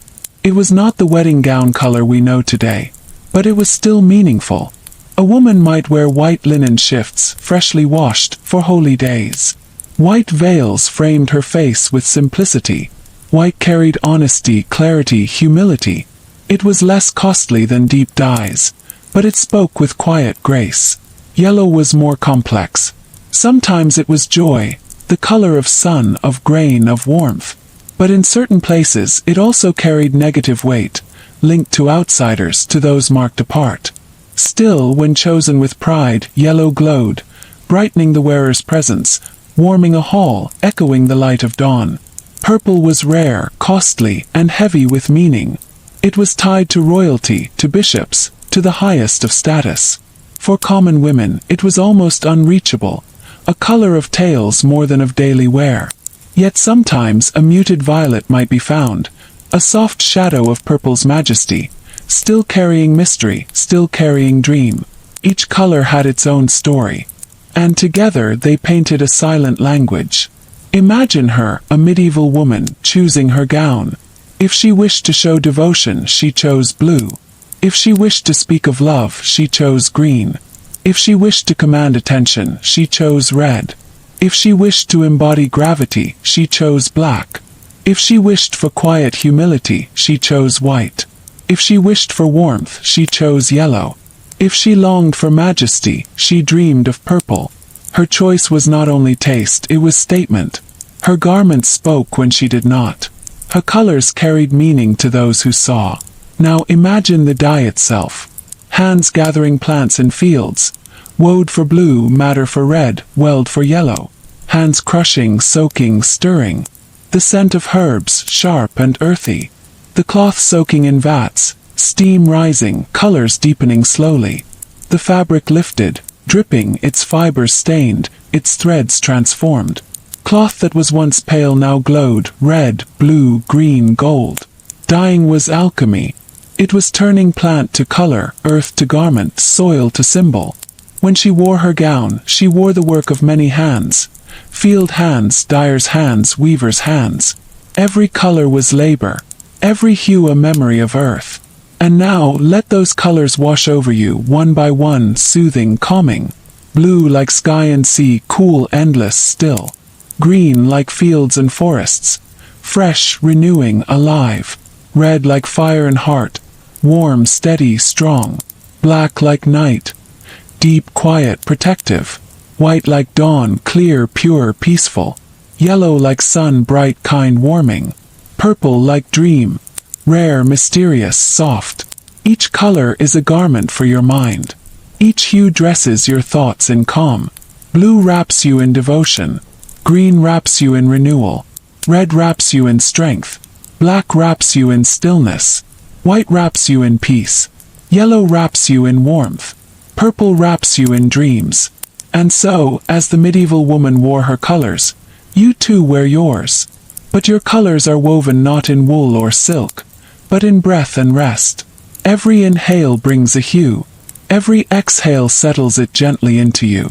Breathe in blue, cool and calm. Exhale green, fresh and soft. Breathe in red, warm and steady. Exhale black, deep and protective. Breathe in white, clear and pure. Exhale yellow, bright and gentle. Breathe in purple, mysterious, dreamlike. Exhale all, together a cloak of color. You are dressed now, not in cloth, but in a rainbow of rest. Your garments are shades, your fabric is calm. The medieval woman carried meaning in her gowns. You carry peace in your breath. Close your eyes now, and imagine fabric, not just to see it but to feel it. Because in the 14th century, fabric was not only what women wore, it was what touched their skin, warmed their bones, comforted their nights. Linen came first, the foundation of every wardrobe, every day. Linen cool, smooth, light. Spun from flax, pulled from fields in summer, wet in water, beaten and combed, then woven into cloth. When worn close to the body, it breathed. It drew away heat, it absorbed sweat, it softened with each wash. A linen shift touched the skin gently, like a whisper. It rustled faintly as the woman moved. A sound like reeds in wind. A sound like rest itself. Imagine now that linen shift against you. Smooth, clean, fresh from a river's wash, cool as a morning breeze. It clings softly, not tight, but easy. It is the layer of peace beneath all else. Then came wool. Wool was the heart of medieval life. Wool clothed the poor and the noble, the peasant and the queen. It could be coarse, scratchy, strong, woven for work in fields, thick for warmth. Or it could be soft, fine, combed and spun with care, woven thin like flowing water. Wool held warmth even when damp. It smelled faintly of lanolin, of sheep, of field. It rustled differently than linen, heavier, deeper, grounding. When a woman pulled on her wool kirtle, it embraced her firmly, steadying her, anchoring her in the world. Imagine wool now wrapping around you, not rough but gentle, warming like a soft blanket on a winter night. It settles on your shoulders, steady and protective, grounds you like earth. Silk was rarer, precious, a treasure from distant lands. It gleamed in candlelight, smooth as water, soft as breath. Silk slipped across skin like a caress, cool yet warming, delicate yet strong. Noble women draped themselves in silk gowns, their sleeves flowing, their fabric shimmering with movement. Every fold reflected light, glowed like quiet fire. Silk was not for every day. It was for feasts, for courts, for holy days. To touch silk was to touch luxury, to feel grace itself. Imagine silk now, laid softly across you. Slides over your arms, over your chest, down to your legs. It glides, weightless, a river of fabric. Smooths every thought, every breath. It is cool, fluid, serene. And then fur. Fur was warmth. Fur was winter's salvation. Soft rabbit, rich sable, heavy wolf, deep fox. Each fur had its own feel. Some silky, some thick, some plush. They lined cloaks, hoods, cuffs, hems. They framed faces, softened collars, cushioned hands. Fur against skin was like snow melted into warmth, like night turned to comfort. It carried a scent of wood smoke, of wildness, of hearth. Imagine fur now, wrapping your shoulders, brushing your cheek. It is thick, soft, protective. It shields you from frost, holds you in its softness, lulls you into stillness. So the medieval woman lived in textures. Linen for touch, wool for warmth, silk for beauty, fur for survival. Each fabric had its role, its purpose, its voice. Now breathe with each fabric, feel them one by one. Breathe in linen, smooth, cool, clean. Exhale linen, soft, quiet, fresh. Breathe in wool, steady, warm, grounding. Exhale wool, safe, strong, anchored. Breathe in silk, smooth, flowing, serene. Exhale silk, calm, graceful, light. Breathe in fur, thick, protective, soft. Exhale fur, deep, still, safe. You are dressed now in textures. Your body wears linen against skin. Your shoulders carry wool, grounding and warm. Your arms glide with silk, flowing like a stream. Your cheeks rest against fur, soft as dream. Imagine her, the medieval woman, sitting by the fire in winter, her linen shift beneath, her wool kirtle wrapped close, her cloak lined with fur. Her hands fold in her lap, her silk veil falling softly, shimmering in firelight. Her body feels each layer, each texture. She is clothed in safety. She is clothed in warmth. She is clothed in calm. And now so are you. Every thread a lullaby. Every texture a song of rest. The rustle of linen is a whisper to your mind. The weight of wool is a comfort to your body. The glide of silk is a balm to your spirit. The warmth of fur is a cradle to your soul. Together they layer upon you, garment by garment, fabric by fabric, until you are swaddled in peace, dressed entirely in calm. No need to move. No need to speak. Simply breathe. And feel fabric. The woman of the 14th century knew these textures. And now, across time, across silence, you feel them too. Linen smooth, wool warm, silk soft, fur deep. Together, they carry you further into stillness, further into peace, further into rest. Dressing was not done in haste. It was a rhythm, a ritual, a quiet layering of fabric upon fabric. Each garment had its order, each step its purpose. And for the medieval woman, it was as natural as breathing. First came the shift. Always first, always closest. a long tunic of linen, pale and simple. It slipped over her head, brushed her shoulders, fell to her ankles. Cool against her skin, smooth, light. The shift was the base, the beginning, the breath of her clothing. It absorbed, it protected, it soothed. It whispered against her body like a second skin. Imagine now pulling a linen shift over yourself. Soft, flowing, cool. It clings gently, not heavy, not tight. It is the foundation of rest. Then came the hose. Woolen, fitted, tied with points. They hugged her legs, warming, steadying. They were not loose. They held close, grounding her, connecting her to earth. She tied them carefully, knot by knot, each cord secure. The hose warmed her feet, steadied her steps, gave her balance. Imagine pulling on hose now. Snug, firm, warm. They anchor you, keep you safe, keep you steady. Next, the kirtle. The true gown, fitted, long-sleeved, made of wool or linen. It slipped over the shift, its fabric heavier, its weight grounding. The sleeves drew close. The waist tightened with laces. It shaped her body, drew her posture upright, framed her as she moved. The kirtle was strength, discipline, grace. Its fabric was warmer, thicker, embracing. Imagine drawing a kirtle now over your shift, feeling its weight settle, its warmth surround. It grounds you deeper, steadies your body, keeps you calm. Over the kirtle might come a gown or surcoat. Open at the sides, flowing, often sleeveless. Its fabric richer, its cut looser. It draped, it floated, it softened the lines of the kirtle. Noble women's gowns might shimmer with silk or glow with velvet. Simpler gowns were wool, plain but strong.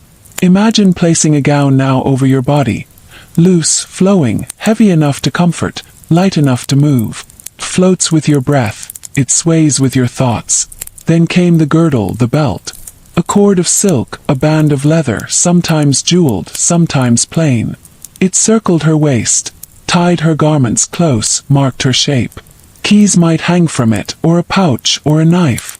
It was both decoration and tool, both symbol and necessity. The girdle gathered her, centered her, reminded her of her place. Imagine tying a girdle now around your waist. Snug, gentle, firm. It gathers you inward, centers your energy, calms your core. Over all the cloak. The final layer, the shield. Fastened with a brooch, heavy upon shoulders, lined with fur in winter. It billowed in wind, trailed in halls, wrapped close at night. The cloak was protection, both against weather and against the world. It was presence, it declared arrival. Imagine placing a cloak over yourself now. Thick, weighty, secure. It folds around you like safety, closes you in warmth, shields you in peace. And finally the veil, the covering of hair, the sign of modesty, of womanhood. Pinned carefully, draped softly, it framed her face. Sometimes plain, sometimes edged with lace. It was the finishing touch, the final veil between herself and the world. Imagine now draping a veil over your head. Light, soft, airy. It rests gently, cool against your skin, a whisper of fabric calming your thoughts. Layer by layer she dressed. Shift for skin, hose for steadiness, kirtle for strength, gown for grace, girdle for center, cloak for shield, veil for peace. And each layer was like breath. Inhale shift, exhale hose, inhale kirtle, exhale gown, inhale girdle, exhale cloak, exhale peace. Her body wrapped, her heart steady, her mind quiet. Dressing was not hurried, not careless. It was daily ritual, steady, grounding like prayer. She did not simply cover herself. She clothed herself in order, in calm, in rhythm. And so too you may imagine dressing yourself this way. Each garment a step, each step a breath, each breath a layer of peace. You wear the shift of rest, cool and clean. You wear the hose of steadiness, snug and grounding. You wear the kirtle of strength, warm and secure. You wear the gown of grace, flowing and soft. You wear the girdle of calm, centering and firm. You wear the cloak of safety, protective and heavy. You wear the veil of stillness, light and serene. Layer upon layer, your body is dressed, not for labor, Not for feast, not for world, but for sleep. Tonight, your garments are woven of quiet. Your layers are made of rest. And as you lie here, the fabrics fold around you, one after another, swaddling you deeper and deeper and deeper into calm. The quiet of the medieval chamber deepened. Outside, the streets had long grown still. Only the distant echo of a night watchman's call reminded her that the world beyond her walls still stirred. Inside, there was only the hush of stone, the faint flicker of a tallow candle, and the gentle crackle of embers slowly dying in the hearth. Now the ritual of release began. The day's weight would be set aside, thread by thread, layer by layer. Her hands, steady and unhurried, moved to the laces of her gown. The fabric had been her shield throughout the day, carried through markets, kitchens, halls, and perhaps even moments of quiet prayer. The gown was no mere garment. It was the visible sign of her standing, her duty, her place. Yet, as night came, it was allowed to fall away. The laces loosened with a whispering sigh. The ties gave, one after another, as if even they longed for rest. Slowly, gently, the gown was slipped from her shoulders, sliding down her arms like water over stone. It gathered at her feet, a small pool of cloth, resting on the rushes beneath. With the gown laid aside, a breath deeper, freer came. The body, released from weight, seemed to sigh in its own silent language. Beneath the gown, the kirtle remained, a closer garment, tighter, nearer to the skin. Its fit hugged her frame, warm and enclosing. Yet even this was part of the day's armor. To rest it too must go. Her fingers found the small, careful stitches, the narrow ties. With patience she undid them one by one. Each loosened tie seemed to carry with it the burdens of the hours before. The kirtle opened like a book being set aside, its story complete for now. When it too was eased away, the body stood lighter still, freed of its second skin. The air touched her, cool and tender, reminding her that beneath all coverings, the human form was simple, unadorned enough. Next the shift remained. The linen shift was soft, plain, and unassuming, unlike the colors and patterns of outer layers. It was the closest garment, the first placed on at dawn and the last removed at night. The shift was a friend to the body, absorbing its warmth, keeping it clean, protecting it from rougher cloth. Even this humble garment, though, would give way when it was time for rest. The neckline was simple, the fabric yielding. She slipped it over her head slowly, letting it fall from her arms, folding it carefully before setting it near. Linen carried the memory of the body, the shape of the day, the scent of labor. Set aside, it could breathe, just as she could breathe, free at last. One by one the garments were gone. One by one the layers were lifted. One by one the day was left behind. The body, once clothed for duty and appearance, now belonged only to night, only to stillness. No eyes were there to judge, no tasks to perform, no roles to fill. There was only softness, only warmth, only the waiting embrace of bed. Her feet touched the rushes spread on the chamber floor, dried reeds mixed with herbs, releasing faint scents when stepped upon. A whisper of lavender and mint rose, filling the air with calm. The chamber itself seemed to hush with her, as though the stones themselves grew drowsy. She drew a woolen blanket across the bed, smoothing it with quiet hands. The straw mattress beneath gave a gentle, familiar sound, a creak of surrender, as though ready to cradle her once more. She slipped beneath the covers, the wool heavy and warm, settling around her like an embrace. The coolness of the sheets gave way quickly to the warmth of her body, cocooning her in comfort. Now, without gown, without kirtle, without shift, without even shoes upon her feet, she belonged entirely to the night. Her breathing slowed, matching the rhythm of the fire's faint crackle. Her hands rested loosely upon her chest, her eyes growing heavy, her thoughts softer, fewer, lighter. Layer by layer, garment by garment, weight by weight, everything of the day was set aside. She was simply herself. She was simply resting. She was simply drifting toward the dream world, where no gown, no duty, no burden was required. Outside, the wind sighed against the shutters. A hush, like a lullaby, wove itself into the silence. Inside, her breath joined that rhythm, steady, gentle, patient. And so the medieval woman lay in peace, surrounded by the night, free of every layer, wrapped only in rest. The bed was warm. The chamber was hushed. The night deepened. Her breath came steady, a rhythm as old as time itself, in soft and slow. Out, gentle, releasing, surrendering. Every breath was a step further away from the day, a step deeper into the land of rest. Her mind, once busy with small duties, spinning, mending, preparing, speaking, now softened into a quiet haze. Thoughts became lighter, less sharp, less urgent. They floated like wisps of smoke rising from the dying fire, dissolving into the air, fading into nothingness. The hearth whispered softly, a faint crackle here, a sigh there.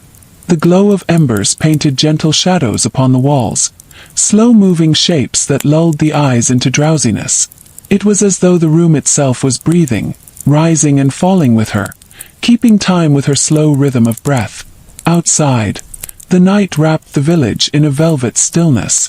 A dog barked far away, then silence followed, deeper than before. The leaves in the orchard stirred faintly, a small rustle, then stilled again, as if even the trees longed for slumber. She lay upon her straw mattress, wrapped in wool, her body heavy with comfort. The blanket pressed close, firm yet kind, like the arms of the earth itself holding her steady. She need not move. She need not think. She need only be still. The body remembered the ritual. The gown untied, the kirtle unlaced, the shift set aside. All that had been necessary in the daylight world was gone. Here in the night there was no need for effort, no need for duty, no need for care. Sleep drifted closer, a visitor at the threshold. In her mind soft images formed. The field she had walked earlier in the day, now empty, covered in a quiet mist. The river at the edge of the village, silvered by moonlight, rippling faintly. The abbey bells, not ringing, but imagined, echoing faintly like a memory. The dream world called gently, not with loud voices, but with whispers. She felt herself drifting, floating, as though the mattress was no longer straw and wool, but a cloud that carried her. She was no longer bound to stone walls or heavy timbers. She was lighter, freer, released. The medieval woman of the 14th century, who had risen before dawn, who had dressed with care, who had lived through the rhythm of duties, was now simply a soul at rest. Her fingers curled softly, then loosened. Her lips parted faintly, her jaw relaxed. Her eyelids, closed, seemed to sink deeper, heavier, as if made of silk weighted gently at the corners. The room, the walls, the bed, even the fire, everything grew fainter. What remained was warmth, stillness, and the slow, endless rhythm of breath. She was standing in dream, perhaps, at the edge of a meadow. The air was cool but not cold. A breeze passed, soft as a hand across the face. The grass swayed, whispering secrets. Overhead the stars stretched endless, bright, ancient. She walked there, barefoot, unburdened by gown, by shift, by time. The meadow had no tasks, no duties. Only peace, only night, only silence. Each step was slower than the last, each breath deeper, each moment carrying her further into the space between waking and dreaming. The sound of her breath was like the sound of waves, slow, endless, calming. Inhale, a tide drawing in. Exhale, a tide rolling away. Again and again, with no urgency, with no beginning or end. The meadow faded. The stars softened. The breeze slowed. Soon, even dream images drifted away, like petals carried down a stream. There was no need to hold them. There was no need to follow them. All was drifting. All was loosening. All was release. Her body heavy and warm. Her mind light and soft. Her heart slow and steady. Now she was hovering on the edge of waking and the edge of sleep, balanced for a moment before the deep descent. The edge was safe, quiet, and inviting. The bed seemed to sink beneath her, as though it wished to take her deeper. The blanket held her tighter, as though it wished to keep her safe. Her breath drew slower still, as though it wished to pause in the space of endless rest. She floated there between the two worlds, wrapped in silence. And soon she would cross over. The chamber had grown utterly still. The fire was nearly gone now. Only the faintest orange glow remained, hidden within the ashes like a secret heartbeat. The air was cool, gentle, and unmoving. Even the world outside seemed to rest. No footsteps, no voices, no rustle of leaves. Only silence. Her breath continued its quiet rhythm. Low, gentle, steady. Each inhale filling, each exhale releasing.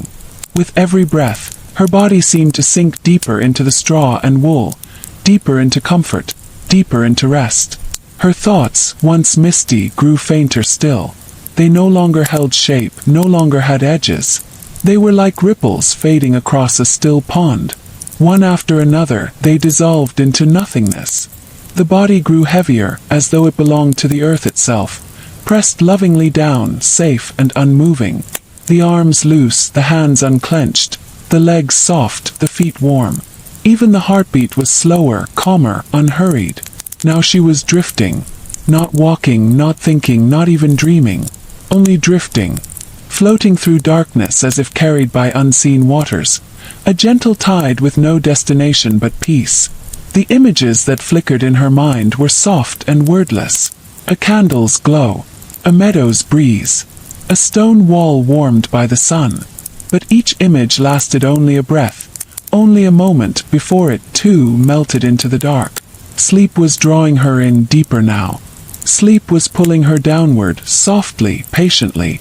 Sleep was wrapping her, holding her, guarding her. The wool blanket pressed closer. Heavy yet kind, like the embrace of time itself. The straw beneath cradled her shape, yielding and welcoming. The chamber, the fire, the world, all faded. There was no chamber now. No bed. No garments. There was only warmth. There was only breath. There was only stillness. Her body belonged entirely to rest. Her mind belonged entirely to quiet. Her spirit belonged entirely to night. The breath slowed further. The chest lifted less, fell more softly. Between one breath and the next, there was a pause filled with peace, filled with stillness. A pause that seemed to last forever, though it was only a moment. She was descending, downward, inward, deeper still, down into the endless dark where rest was complete. Her eyes, though already closed, seemed to sink behind themselves, further, further, deeper still. Her jaw loose, slack, no longer holding any tension. Her shoulders spread wide, heavy and relaxed. The body was not separate from the bed. It was part of it, blended with it, one with it. She could no longer tell where she ended, and where the straw and wool began.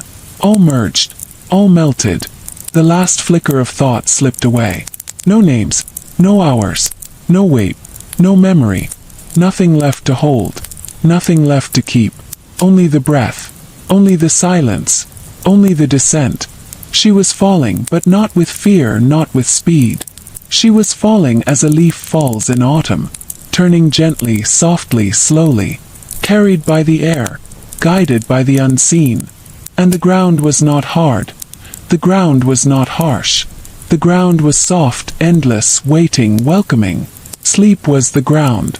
Sleep was the air. Sleep was the night. And she was falling into it, deeper, deeper, deeper still. The chamber was gone. The fire was gone. The world was gone. Only peace remained. Only silence remained. Only sleep remained. And soon, even the breath itself would grow so light, so slow, so deep. It would be as if it were part of the night's own rhythm. Not hers alone, but the night breathing through her. In this place, there was no beginning, no ending. No weight, no worry. Only endless rest. The medieval woman, once clothed in gown, kirtle and shift, once filled with duty and labor, once burdened by hours, was now weightless. She belonged to sleep, to stillness, to peace. She was almost gone now, almost fully within the dream, almost fully within the dark embrace of night. One more breath, one more sigh, one more release, and then the final surrender into deep, endless sleep. Now the night is complete. The medieval chamber is quiet. The fire has gone to ash. The world outside has disappeared into silence. And you, dear listener, are safe, wrapped in stillness. You have traveled through the layers of the day. You have walked with her, through her dressing and her undressing. You have followed her into the hush of night, into the soft cradle of bed, into the slow rhythm of breath. And now, like her, you are ready to let go. Feel the weight of your body, heavy and warm. Notice how the bed beneath holds you, how the blanket around you protects you, how the air in the room gently surrounds you. Everything is safe. Everything is calm. Everything is exactly as it should be. Take a slow, deep breath in. Hold it gently, and let it go. Again, slowly, deeply. And release. One more, slow, filling, peaceful. And then exhale, long and soft, carrying away the last threads of the day. Your eyes are heavy. Your body is heavy. Your thoughts are soft. There is nothing more to do. Nothing more to hold. Nothing more to carry. Close your eyes deeper now, sinking into the darkness behind them. Let it wrap you. Let it soothe you. Let it carry you away. Imagine the gentle breeze of a meadow, soft against your skin. Imagine the faint rustle of leaves in the trees, like a lullaby sung just for you. Imagine the glow of a hearth, warm and steady, as though time itself is holding you safe. And with every breath, you are drifting further. And with every breath, you are sinking deeper. And with every breath, you are entering a place of endless rest. There are no burdens here. There are no tasks here. There is no yesterday, no tomorrow. Only this moment. Only this breath. Only this peace. The medieval woman has gone fully into her dreams. Her body is still, her mind is quiet, her spirit is at rest. And so too now are you. Feel yourself falling.